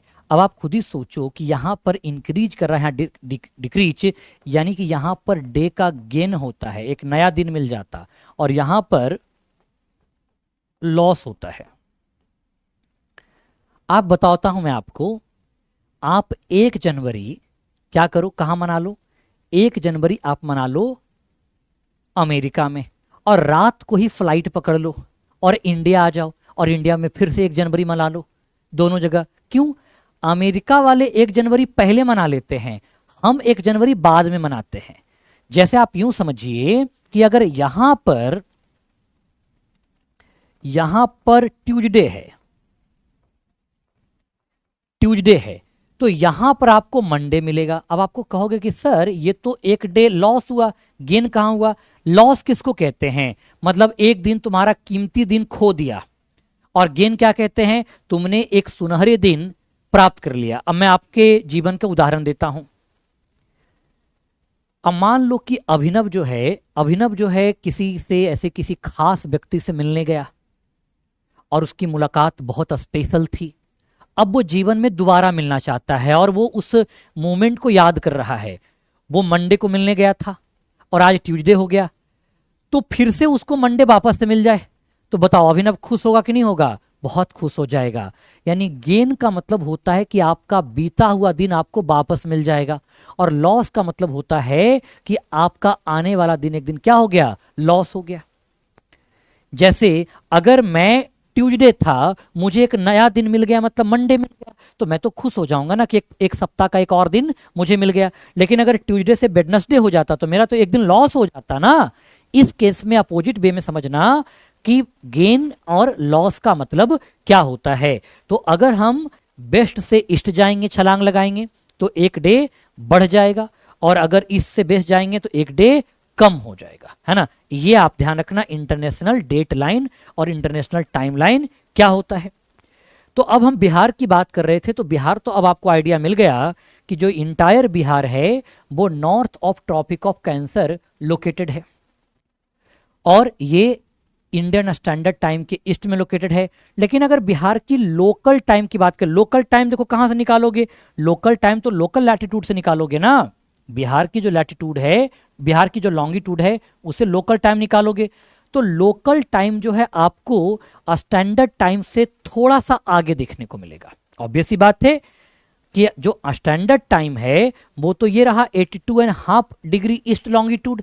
तो जब इससे थोड़ा आगे जाओगे तो यहां बिहार के लोकल लॉन्गिट्यूड से आप टाइम निकालोगे, फॉर्मूला वही रहेगा, 1 डिग्री इक्वल टू 4 मिनट। तो जो लोकल टाइम है थोड़ा सा आपको ज्यादा मिलेगा, लेकिन जो स्टैंडर्ड टाइम है वो तो पूरे इंडिया में एक ही फॉलो होता है, GMT प्लस 5:30 आवर। मद्रास यानी कि चेन्नई, कलकत्ता, बॉम्बे और दिल्ली, ये चारों क्षेत्र में आपको एक ही टाइम जोन फॉलो किया जाता है। हालांकि इंडिया में सेकेंड टाइम जोन की डिमांड कई बार उठी है, लेकिन काफ़ी ज़्यादा एडमिनिस्ट्रेटिव चैलेंजेज आएंगे, बहुत सारे प्रॉब्लम्स आ सकते हैं, इस वजह से उस सेकेंड टाइम लाइन को हम लोग कंसिडर नहीं कर रहे हैं। जैसे दार्जिलिंग टाइम जोन की बात कई बार चलती है। अब बात करते हैं बिहार के बाउंड्री को बारे में। अब देखिए बिहार क्या है, तो बिहार एक लैंडलॉक्ड स्टेट है। बिहार का कोई कोस्टल बाउंड्री नहीं है। हाँ, जो नियरेस्ट सी है, जो नियरेस्ट बीच है, वो है दीघा बीच, जो कि वेस्ट बंगाल में लोकेटेड देखने को मिलता। अप्रोक्स 200 जो किलोमीटर है बिहार से, उसका डिस्टेंस देखने को मिलता। तो बिहार का एक इंटरनेशनल बाउंड्री है जो कि नेपाल के साथ टच करती है, और 3 स्टेट के साथ टच करती है, उत्तर प्रदेश, झारखंड और वेस्ट बंगाल के साथ टच करती है। और आपको पता है कि बिहार एक ड्राई स्टेट है। बिहार में लीकर बैन लगाया गया। Liquor is a subject of a state list, so state government has authority to legislate on the matter of liquor. और बिहार गवर्नमेंट ने क्या किया, लीकर लॉ बना करके लीकर प्रोहिबिट कर दिया कि बिहार में कंजम्पशन, सेल, बाय, ट्रांसपोर्टेशन, ये सब बिहार में बैन है। और इसको लेकर के हैवी पेनाल्टीज और पनिशमेंट की बात किया गया है, इम्प्रिजनमेंट की बात किया गया है। तो लोग क्या करते हैं, इन्हीं बॉर्डर स्टेट में चले जाते हैं। आप देखो कहां कहां आपको देखने को मिलेगा। तो अगर आप देखोगे कि नेपाल के साथ कितने डिस्ट्रिक्ट जो बाउंड्री शेयर कर रहे हैं, नेपाल के साथ टोटल 7 डिस्ट्रिक्ट बाउंड्री शेयर करते हैं। वो 7 डिस्ट्रिक्ट कौन कौन है आप देख सकते हो। अगर आप चलो वेस्ट से, तो first of all west Champaran, east Champaran, Sitamarhi, Madhubani, Supaul, Araria और किशनगंज, ये आपको 7 डिस्ट्रिक्ट है। हम आगे बात करेंगे फिजियोग्राफी और बिहार के अंतर्गत ये जो सातों के सातों हमें डिस्ट्रिक्ट देखने को मिलते हैं, ये बेसिकली तराई डिस्ट्रिक्ट है। तराई एक क्षेत्र होता है जहां पे वाटर लॉक्ड एरिया होता है, तो ये सब तराई डिस्ट्रिक्ट है। इवन बिहार में यहाँ पे काफी ज्यादा राइस का कल्टीवेशन होता है, तो बहुत सारे जो आपके राइस मिल हैं वो इसी इलाके में देखने को मिलेंगे। इस पूरे इलाके में आपको राइस मिल का एक्सपेंशन देखने को मिल जाएगा। किसका, राइस मिल का एक्सपेंशन देखने को मिल जाता है। ये पूरा आपको ध्यान रखना है, यहाँ पे राइस मिल का एक्सपेंशन है। तो हम कहां की बात कर रहे थे, नेपाल की बात कर रहे थे। कहां की, नेपाल की चर्चा कर रहे थे। तो ये आपको नेपाल ध्यान रखना है। 7 डिस्ट्रिक्ट। सबसे जो लॉन्गेस्ट बाउंड्री शेयर करता है वो वेस्ट चंपारण शेयर करता, और इवन की बिहार का जो लार्जेस्ट डिस्ट्रिक्ट है वो भी कौन है, वेस्ट चंपारण ही है, सबसे बड़ा है। चंपारण मीट तो बिहार में फेमस है ही, बाहर वालों के लिए तो काफी ज्यादा है। वेस्ट चंपारण, ईस्ट चंपारण, सीतामढ़ी, मधुबनी, सुपौल, अररिया और किशनगंज। इसके बाद हम बात करते हैं उत्तर प्रदेश के साथ, यूपी के साथ। तो जब हम यूपी की चर्चा करते हैं, उत्तर प्रदेश की चर्चा करते हैं, किसकी बात करते हैं, यूपी यानी कि उत्तर प्रदेश की जब चर्चा हम करते हैं, तो यहां पर आप क्या गौर करोगे उत्तर प्रदेश में, कि total 8 district, west Champaran, Gopalganj, Siwan, Saran, Bhojpur, Buxar, Kaimur और रोहतास। कहां कहां, रोहतास, कैमूर, बक्सर, भोजपुर, सारण, सिवान, गोपालगंज और वेस्ट चंपारण। तो जितने भी डिस्ट्रिक्ट आपको 8 डिस्ट्रिक्ट देखने को मिल रहा होगा, ये 8 के 8 डिस्ट्रिक्ट जो है वो यूपी के साथ अपना बाउंड्री शेयर करते, जिसमें वेस्ट चंपारण का कॉमन बाउंड्री है। इवन कि वो नेपाल के साथ भी अपनी बाउंड्री शेयर करता है, और उत्तर प्रदेश के साथ भी अपनी बाउंड्री शेयर करता है। उसके बाद आता है झारखंड। झारखंड भी टोटल 8 डिस्ट्रिक्ट ऑफ बिहार के साथ अपनी बाउंड्री को शेयर करता है। कितने साथ, 8 के साथ। अब देखिए, रोहतास, औरंगाबाद, गया, नवादा, जमुई और बांका, भागलपुर और कटिहार, ये जो 8 के 8 डिस्ट्रिक्ट हैं वो बाउंड्री शेयर करते हैं झारखंड के साथ। तो आप गौर करोगे, रोहतास यूपी के साथ भी बाउंड्री शेयर करता है और झारखंड के साथ भी बाउंड्री शेयर करता है। उसी के बाद आप देखोगे कि जो कटिहार है वो वेस्ट बंगाल के साथ भी बाउंड्री शेयर करता है और झारखंड के साथ भी बाउंड्री शेयर करता है। एंड उसके बाद आता है आपका वेस्ट बंगाल, और वेस्ट बंगाल के साथ अगर आप गौर करोगे तो ये 3 डिस्ट्रिक्ट के साथ बाउंड्री शेयर करता है। एक तो है आपका किशनगंज जहां टी कल्टीवेशन के लिए फेमस है, पूर्णिया और कटिहार। किशनगंज, पूर्णिया और कटिहार, ये तीनों के तीनों डिस्ट्रिक्ट आप गौर करोगे, किशनगंज, पूर्णिया और कटिहार का, तो ये तीनों अपनी बाउंड्री शेयर करता है वेस्ट बंगाल स्टेट के साथ। किसके साथ? वेस्ट बंगाल स्टेट के साथ अपनी बाउंड्री शेयर करता, जिसमें किशनगंज का कॉमन बाउंड्री है। किशनगंज का एक तो आपको बाउंड्री देखने को मिलेगा किसके साथ? नेपाल के साथ, और एक बाउंड्री देखने को मिलेगा वेस्ट बंगाल के साथ देखने को मिलता है। किसके साथ? नेपाल के साथ और वेस्ट बंगाल के साथ बाउंड्री देखने को मिलता। तो आप गौर कीजिएगा, नेपाल, झारखंड, उत्तर प्रदेश एंड वेस्ट बंगाल, ये आपका बाउंड्री का एक्सपेंशन देखने को मिलता है। क्या देखने को मिलता? ये आपका बाउंड्री का एक्सपेंशन है। साथ ही साथ जो सबसे आपको नदर्न डिस्ट्रिक्ट मिलेगा वो मिलेगा वेस्ट चंपारण, जो सदर्न डिस्ट्रिक्ट मिलेगा वो मिलेगा गया, और जो वेस्टर्न मिलेगा वो मिलेगा कैमूर, और जो ईस्टर्न डिस्ट्रिक्ट ऑफ बिहार है वो है आपका किशनगंज। तो इस प्रकार से बिहार की जो बाउंड्री है। एक और इंपॉर्टेंट है आपका पटना। पटना चूंकि डिस्ट्रिक्ट कैपिटल ऑफ बिहार है इसलिए इसके बाउंड्री इंपॉर्टेंट है। ये टोटल 9 डिस्ट्रिक्ट ऑफ बिहार के साथ अपना बाउंड्री शेयर करता है। कितने? 9 डिस्ट्रिक्ट ऑफ बिहार के साथ। एग्जाम्पल, सारण, वैशाली, समस्तीपुर, बेगूसराय, लखीसराय, है ना, इसके अलावा नालंदा। अब देखना यहाँ शेखपुरा जो है वो बिहार के साथ, पटना के साथ अपनी बाउंड्री शेयर नहीं करता, बीच में नालंदा आ जाता है। नालंदा के बाद जहानाबाद, अरवल और भोजपुर, ये टोटल 9 डिस्ट्रिक्ट हैं जो पटना के साथ अपना डिस्ट्रिक्ट शेयर करता। जैसे आप गौर करोगे कि क्वेश्चन बीपीएससी ने पूछा कि जो मुजफ्फरपुर है क्या वो पटना के साथ अपने डिस्ट्रिक्ट शेयर बाउंड्री शेयर करता है? नहीं, बीच में कौन आ जाता? वैशाली डिस्ट्रिक्ट आ जाती है। वैशाली जो लैंड ऑफ रिपब्लिक सिस्टम है, गणतंत्र की जो भूमि है वो वैशाली ही है। तो यहां पर आपको गौर करना है। अभी वैसे तो बिहार में टोटल 38 डिस्ट्रिक्ट है, लेकिन जो अभी प्रपोज डिस्ट्रिक्ट है, जो अभी नया बनने वाला डिस्ट्रिक्ट है, वो कौन सा डिस्ट्रिक्ट अभी नया बनने वाला है? तो बाढ़ प्रपोज डिस्ट्रिक्ट है। हालांकि जब 15 नवंबर 2000 में बिहार का बाइफर्केशन हुआ था, झारखंड बना था, तो उस समय अनडिवाइडेड बिहार में टोटल 55 डिस्ट्रिक्ट थे, जिसमें से 37 डिस्ट्रिक्ट बिहार को मिले और 18 डिस्ट्रिक्ट झारखंड में चले गए। तो 2001 में बिहार का जो न्यू डिस्ट्रिक्ट बना वो बना था अरवल। जहानाबाद डिस्ट्रिक्ट को डिवाइड करके क्या बनाया गया? अरवल बनाया गया था। तो टोटल 38 डिस्ट्रिक्ट है। अभी जो प्रपोज्ड है वो कौन सा प्रपोज्ड है? तो आपका पटना डिस्ट्रिक्ट में जो बाढ़ प्रपोज्ड है, क्योंकि अगर आप पटना को गौर करोगे तो काफी ज्यादा इसका एक्सपेंशन और बाउंड्री स्ट्रेच देखने को मिलता है। यहां भोजपुर के साथ टच करता है, और भोजपुर के बाद देखोगे तो बेगूसराय को टच करता है, यानी काफी बड़ा एरिया है पटना का। तो ये तो बाउंड्री है। अब इसे एक एक करके देख लो। अब ये जो आपको अलग अलग कलर दिख रहा है ना, ये बेसिकली क्या है? ये है डिवीजन। बिहार को हमने क्या कर रखा है? एक तो स्टेट है, स्टेट को एडमिनिस्ट्रेटिव पर्पस के लिए, एडमिनिस्ट्रेटिव कन्वीनियंस के लिए हमने डिवीजन में बांटा है। एक डिवीजन को फर्दर हमने क्या किया है? डिस्ट्रिक्ट में डिवाइड किया। डिस्ट्रिक्ट को फर्दर हमने सब डिवीजन में बांटा है, और सब डिवीजन को हमने ब्लॉक में बांटा है, और ब्लॉक को फर्दर हमने पंचायत में बांटा है, और पंचायत को फर्दर हमने बांट रखा है विलेज में। इस प्रकार से हमने क्या कर रखा है? डिवाइड कर रखा है पूरे सिस्टम को। तो मैं आपको एक थोड़ा सा बनाता हूं, फिर आप चीजों को और अच्छे से रिलेट कर पाओगे।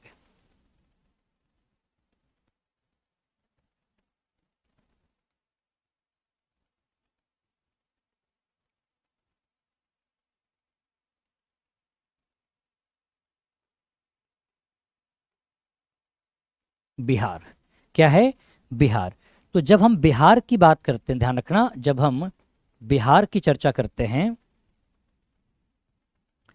तो बिहार में क्या क्या बांटा? जैसे बिहार में आप गौर करोगे तो क्या कर दिया गया? बिहार को बांट दिया गया डिवीजन में।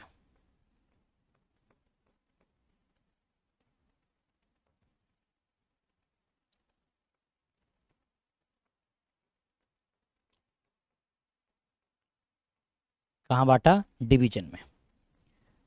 डिवीजन को फर्दर कहां बांटा? डिवीजन को फर्दर बांटा डिस्ट्रिक्ट में।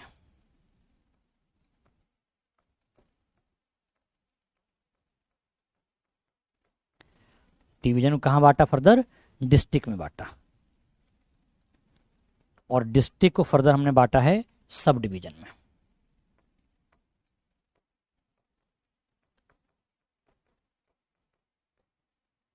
सब डिवीजन में बांट रखा है। अब देखो यहां पे समझो, अब सब डिवीजन के अंतर्गत आपको दो तरह की चीजें मिलेंगी।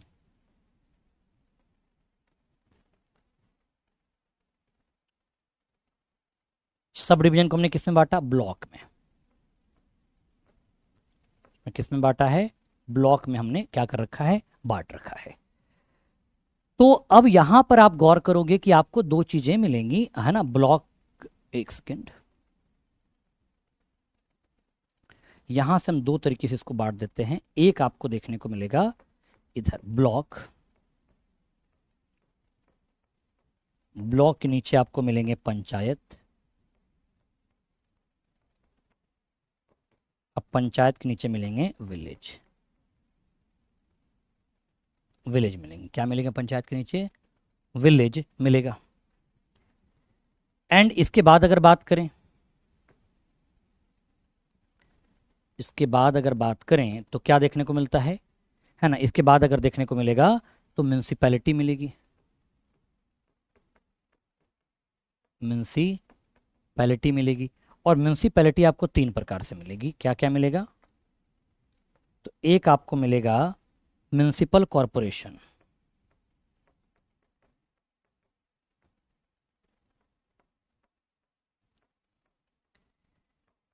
Municipal corporation. एक मिलेगा म्यूनिसिपल काउंसिल, जो कि छोटे शहरों के लिए, तो बड़े शहरों के लिए म्यूनिसिपल कॉरपोरेशन होता है, छोटे शहरों के लिए म्यूनिसिपल काउंसिल होती है, और उसके नीचे जो होता है वो होता है नगर पंचायत। तो इस प्रकार से जो एडमिनिस्ट्रेटिव कन्वीनियंस के लिए क्या किया गया है? बिहार को डिवाइड किया गया। किसके लिए? एडमिनिस्ट्रेटिव कन्वीनियंस के तौर पर। अब जैसे बिहार की बात करोगे तो बिहार में जो टोटल डिवीजन है वो उनकी संख्या है 9, डिस्ट्रिक्ट है 38, सब डिवीजन है 101,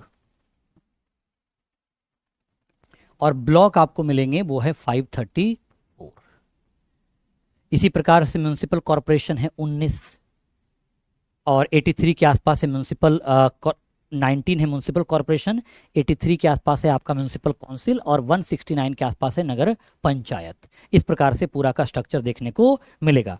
तो ये जो आपको दिख रहे हो कलरफुल, ये क्या है? सब डिवीजन है। अब सब डिवीजन में देखोगे, ये जो आपको दिख रहा है गोपालगंज, सिवान और सारण, यह है सारण डिवीजन, जिसका हेडक्वार्टर है छपरा, क्योंकि Chhapra is the headquarter of Saran district. उसी प्रकार से यह है तिरहुत डिवीजन, जिसमें वेस्ट चंपारण, ईस्ट चंपारण, सीतामढ़ी, मुजफ्फरपुर और शिवहर आता है। यह आपको देखने को मिल रहा होगा, यह है शिवहर, यह है शिवहर। तो ये सब एक जगह आते हैं। इसके बाद देखोगे मधुबनी, दरभंगा और समस्तीपुर, यह है आपका जिसको कहते हैं हम लोग दरभंगा डिवीजन। उसके बाद सुपौल, मधेपुरा, सहरसा, यह है कोसी डिवीजन, और अररिया, किशनगंज, पूर्णिया, कटिहार, यह है पूर्णिया डिवीजन। भागलपुर, बांका, भागलपुर डिवीजन। खगड़िया, बेगूसराय, मुंगेर, लखीसराय, शेखपुरा और जमुई, ये आपका है मुंगेर डिवीजन। नवादा, गया, औरंगाबाद, अरवल और जहानाबाद, यह है मगध डिवीजन। रोहतास, कैमूर, बक्सर, भोजपुर, पटना और नालंदा, यह है आपका पटना डिवीजन। इस प्रकार से बिहार को एडमिनिस्ट्रेटिव कन्वीनियंस के लिए डिवीजन में बांट रखा है। और डिवीजन के जो एडमिनिस्ट्रेटिव हेड होते हैं वो होते हैं कमिश्नर, जो कि सीनियर ब्यूरोक्रेट होते हैं, सीनियर लेवल आईएएस ऑफिसर होते हैं, आईएएस ऑफिसर होते हैं, सीनियर लेवल आईएएस ऑफिसर। ये आपको चीजें पता होनी चाहिए। इसके बाद आप अगर बात करो, है ना, इसके बाद आप बात करो तो देखो बिहार कितने हैं, कितने डिस्ट्रिक्ट के साथ शेयर करता है? 7 डिस्ट्रिक्ट के साथ शेयर करता। वेस्ट चंपारण, ईस्ट चंपारण, सीतामढ़ी, मधुबनी, सुपौल, अररिया और किशनगंज। किशनगंज एक बिहार का ऐसा डिस्ट्रिक्ट है जो सबसे पहले मॉनसून रिसीव करता है, मैक्सिमम रेनफॉल रिसीव करता है, टी कल्टीवेशन और पाइन एप्पल कल्टीवेशन के लिए फेमस है। बिहार में जो फर्स्ट टाइम टी कल्टीवेशन हुआ था वो ठाकुरगंज ब्लॉक में हुआ था, यहीं पे ठाकुरगंज ब्लॉक में यहीं पर आपका हुआ था। वेस्ट चंपारण फेमस है इको टूरिज्म के लिए, क्योंकि यहां पर हिमालयन माउंटेन का एक्सपेंशन है, ऑटर हिमालय शिवालिक का एक्सपेंशन है, सोमेश्वर रेंज। यहां आपको डेंसली मतलब वेरी डेंस फॉरेस्ट मिल जाएगा। वाल्मीकि नगर टाइगर रिजर्व है, सैंक्चुरी है, यहीं आपको है ना देखने को मिल जाएगा, नेशनल पार्क है।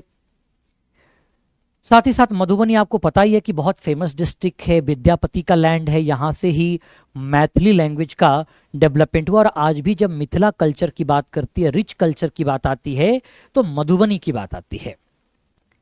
Longest boundary with Nepal west Champaran है, और इसके अंतर्गत कौन कौन से डिवीजन आते हैं, तो तिरहुत, दरभंगा, सहरसा, कोसी और पूर्णिया डिवीजन की तरफ इसका डिस्ट्रिक्ट का एक्सपेंशन देखने को मिलता है। जैसे आप देख लीजिए, ये जो पूरा का इलाका है, यहाँ पे आप गौर करोगे तो एक तो तिरहुत डिवीजन है, फिर आपको ये दरभंगा डिवीजन है, फिर आपको ये कोसी डिवीजन है और ये पूर्णिया। तो टोटल आपको 4 डिवीजन से एक्सपेंशन देखने को मिलता है। कौन कौन, तिरहुत, दरभंगा और कोसी, एक ही है, सहरसा अलग नहीं है। कोसी एंड पूर्णिया डिवीजन देखने को मिलता है। उत्तर प्रदेश की बात किया जाए तो Uttar Pradesh total 8 district share कर रहे हैं, वेस्ट चंपारण, गोपालगंज। पूरे बिहार में जो मैक्सिमम आपको सेक्स रेशियो मिलेगा, पॉजिटिव सेक्स रेशियो मिलेगा, वो आपको गोपालगंज में मिलेगा। यानी कि यहाँ पे जो नंबर ऑफ फीमेल है पर 1000 मेल वो ज़्यादा है, काफ़ी बड़ी संख्या वहाँ पे आपको देखने को मिलती है। सिवान में एक जगह है जीरादेई, जिसे गांधी जी ने मॉडर्न जो पिलग्रमेज प्लेस कहा था, तीर्थ यात्रा स्थल के तौर पर कहा था उन्होंने कि तीर्थ यात्रा। सारण है, भोजपुर, बक्सर, कैमूर और रोहतास। अभी कैमूर में सेकेंड टाइगर रिजर्व डेवलप किया जा रहा है। और इको टूरिज्म के लिए अगर आप वाटरफॉल घूमना चाहते हो तो रोहतास और कैमूर वेस्ट लोकेशन देखने को मिलता।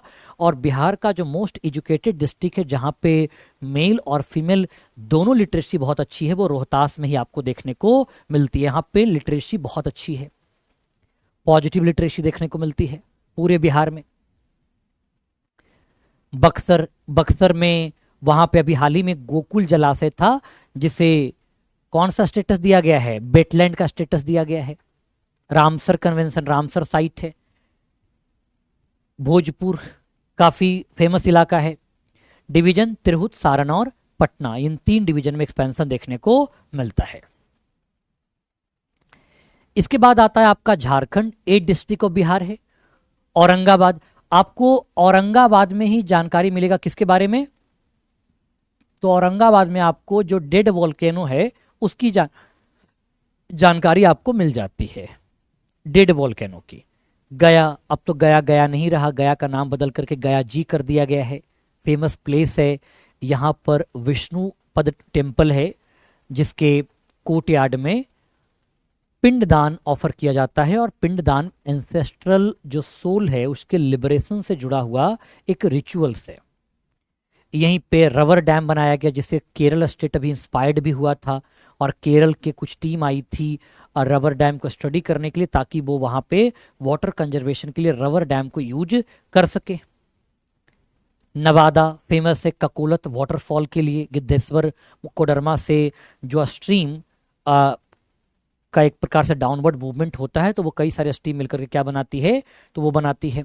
जमुई की बात करते हैं, बांका, भागलपुर, कटिहार। भागलपुर तो बिहार का सिल्क सिटी के तौर पर जाना जाता है, बिहार का सिल्क सिटी है। पटना, मगध, मुंगेर, भागलपुर और पूर्णिया डिवीजन में एक्सपेंडेड है। और फिर वेस्ट बंगाल जो है 3 डिस्ट्रिक्ट है, किशनगंज, पूर्णिया, कटिहार, एक ही डिवीजन है पूर्णिया। और ये जो आपको पूर्णिया और कटिहार का जो डिस्ट्रिक्ट है, ये जूट कल्टीवेशन के लिए बहुत ज़्यादा फेमस है। इवन कि पूरे बिहार में पूर्णिया सबसे ज़्यादा जूट का कल्टीवेशन करता है, पूर्णिया, कटिहार। और पूर्णिया के मरांग में ही जूट पार्क का भी लोकेशन देखने को मिलता है। पूरे इंडिया में west Bengal largest jute producer state है। सेकेंड लार्जेस्ट प्रोड्यूसर जो जूट स्टेट है वो है आपका बिहार, और बिहार में पूर्णिया एंड जो कटिहार है वो मैक्सिमम जूट का प्रोडक्शन करता है, क्योंकि जूट को प्रोड्यूस करने के लिए हैवी वाटर, मतलब कह सकते हो कि ह्यूज अमाउंट ऑफ वाटर का रिक्वायरमेंट होता है, जो कि कौन फिलफिल करता है, तो ये वाला जो डिवीजन है आपका देखने को मिलता है। तो ये आपको चार आपको ध्यान रखना है। फिर याद रखना कि कॉमन बाउंड्री, जैसे किशनगंज की हमने बात किया कि नेपाल के साथ भी बाउंड्री शेयर करता है, और वेस्ट चंपारण वेस्ट बंगाल के साथ भी, वेस्ट चंपारण नेपाल उत्तर प्रदेश दोनों के साथ करता है, रोहतास उत्तर प्रदेश और झारखंड के साथ करता है, और कटिहार वेस्ट बंगाल और झारखंड के साथ क्या करता है, ये करता है। यस डेफिनेटली जर्दालू आम ऑफ बिहार फेमस है। दरभंगा का जो इलाका है जो जर्दालू आम के लिए बहुत ज़्यादा फेमस है। इवन कि आप देखोगे जो मुजफ्फरपुर का इलाका है जो तिरहुत डिवीजन का पार्ट है वो शाही लीची के लिए है, और बिहार का शाही लीची को WHO ने फाइटोसैनिटरी प्रोडक्ट दिया है। वर्ल्ड के मार्केट में मुजफ्फरपुर की जो लीची है वो मुजफ्फरपुर के नाम से ही बेची जाती है, मुजफ्फरपुर शाही लीची,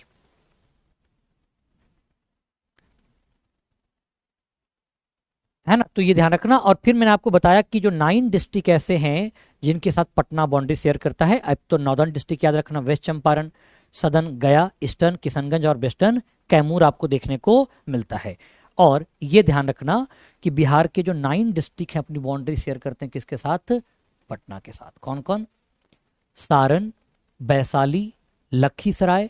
लखीसराय वेरी फेमस है किसके लिए, ये एक तो यहाँ पर अभी हाल ही में आर्कियोलॉजिकल सर्वे हुआ था तो कुछ स्थान मिले थे। क्या क्या मिले थे यहाँ पर, तो यहाँ पे आप गौर करोगे जैसे बुद्धिज्म और जैनिज्म से जुड़ा हुआ यहाँ पर लोकेशन देखने को मिला था। इवन कि यहाँ पे वर्मिलियन इंडस्ट्री के लिए भी फेमस है, सिंदूर उद्योग के लिए फेमस है। साथ ही साथ नालंदा, नालंदा तो नॉलेज के लिए फेमस है, यहाँ पे नालंदा यूनिवर्सिटी हिस्टोरिकल एरिया है। बेगूसराय भी बिहार का जो कह सकते हो ना कि मोस्ट इमर्जिंग इंडस्ट्रियल डिस्ट्रिक्ट है वो है बेगूसराय। यहाँ पे डेयरी इंडस्ट्री काफ़ी तेजी से ग्रो किया है, तो इंडस्ट्रियल डिस्ट्रिक्ट ऑफ बिहार है। समस्तीपुर, जहानाबाद, भोजपुर और अरवल, ये टोटल 9 डिस्ट्रिक्ट हैं जो बिहार के साथ अपनी बाउंड्री शेयर करते हैं। तो ये हमने इंट्रोडक्शन ऑफ बिहार को पढ़ा। अब कुछ बातें और आप ध्यान रख लेना कि अगर लार्जेस्ट डिस्ट्रिक्ट पूछा जाए तो वेस्ट चंपारण है एरिया वाइज, और स्मॉलेस्ट डिस्ट्रिक्ट शिवहर है। लेकिन अगर पॉपुलेशन वाइज पूछा जाए तो पटना है लार्जेस्ट और सबसे कम है शेखपुरा। ये एक बेसिक इंफॉर्मेशन है बिहार के बारे में जो आपको आइडिया होना चाहिए कि बिहार का जनरल इंट्रोडक्शन क्या है। Is it clear to all of you? Is there any question, anybody in the class, anything you want to ask, let me know. Anything you want to ask, कुछ भी पूछना चाहते हो साथियों?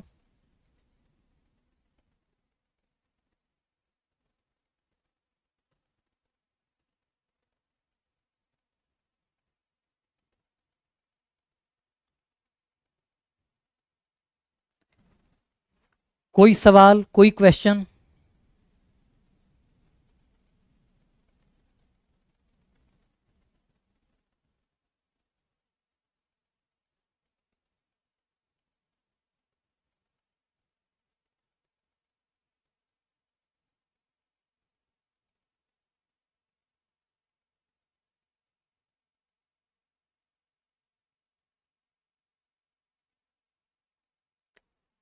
ठीक है, so this is all about from the today's class. Next class में हम geology of Bihar and physiography of Bihar को हम डिस्कस करेंगे। ठीक है, geology and physiography of Bihar को हम डिस्कस करेंगे। देखो, बिहार का बजट और इकोनॉमिक सर्वे में भी आपको करंट अफेयर्स के टीचर पढ़ाएंगे। अगर मुझे कहा जाएगा तो मैं करवा दूंगा। बाय द वे वो आपको करंट अफेयर के टीचर जो हैं आपको पढ़ाएंगे। मेरे एरिया में जितना पार्ट है वो मैं करवा दूंगा, डोंट वरी। मैं अपने सिलेबस कवर करा दूंगा आपको टाइम से। हमारे कुछ इंडियन पॉलिटी के क्लास रह गए, बाकी बच्चे जो नए अभी शामिल हुए हैं इस क्लास में वो तो पॉलिटी उनको आप जाओगे चेक करोगे कोर्स में तो वहाँ पे आपको पॉलिटी के लेक्चर्स मिल जाएंगे। बाकी जो क्लासेज हैं वो बहुत जल्दी हम यहाँ पर लेकर आएंगे। अरे देखो, वो जो 20-10 देता है ना वो आप कर लेना, उसके कोई दिक्कत नहीं है। ज़्यादातर सोर्सेज ना 21 एंड 10 ही रहे। मोस्ट ऑफ द सोर्सेज हैं, इवन की जो बिहार पर रिसर्च बुक है वो भी 24 डिग्री 20 मिनट 10 सेकेंड ही देता है। So that's not a problem, ऐसा नहीं कि वो गलत है। ठीक है, so thank you everyone, thank you so much. हम लोग मिलेंगे नेक्स्ट क्लास में। बहुत बहुत धन्यवाद आप सबका।